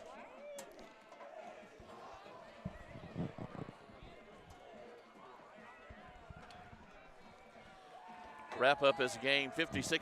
Mountaineers win. You know, we were able to get the running clock in the second half. Yeah. We scored all the points in the first half, Right. which is what we wanted to do. That's what we wanted. We walk out of here with possibly one injury. Right. Had two go down, but Zay Smith, he got right back up. Right. Reichard, we don't know about him. He's on a pair of crutches right now. Right. So we'll pray for that young man. Exactly. We'd Hope like it's to not- see him back. Hope it's not nothing too serious. We'll get ready for the school song, and the players and cheerleaders are coming over. Guys, your impressions? I was impressed. We Yep. did what we wanted to do, what Yep. we talked about, executed, played a complete game, got the subs in, wanted to run a running clock. No disrespect. I know it sounds Right. like I'm trying to disrespect North. I'm not. Right. That's what we wanted to do. Right. We were able to do some things to help us down the road, run some formations, put some people in. Very pleased how the defense and offense played. Right. Right. The only thing I'll mention, you know, Lloyd and the Mountaineers, they come out and totally did something we didn't think they were going to do.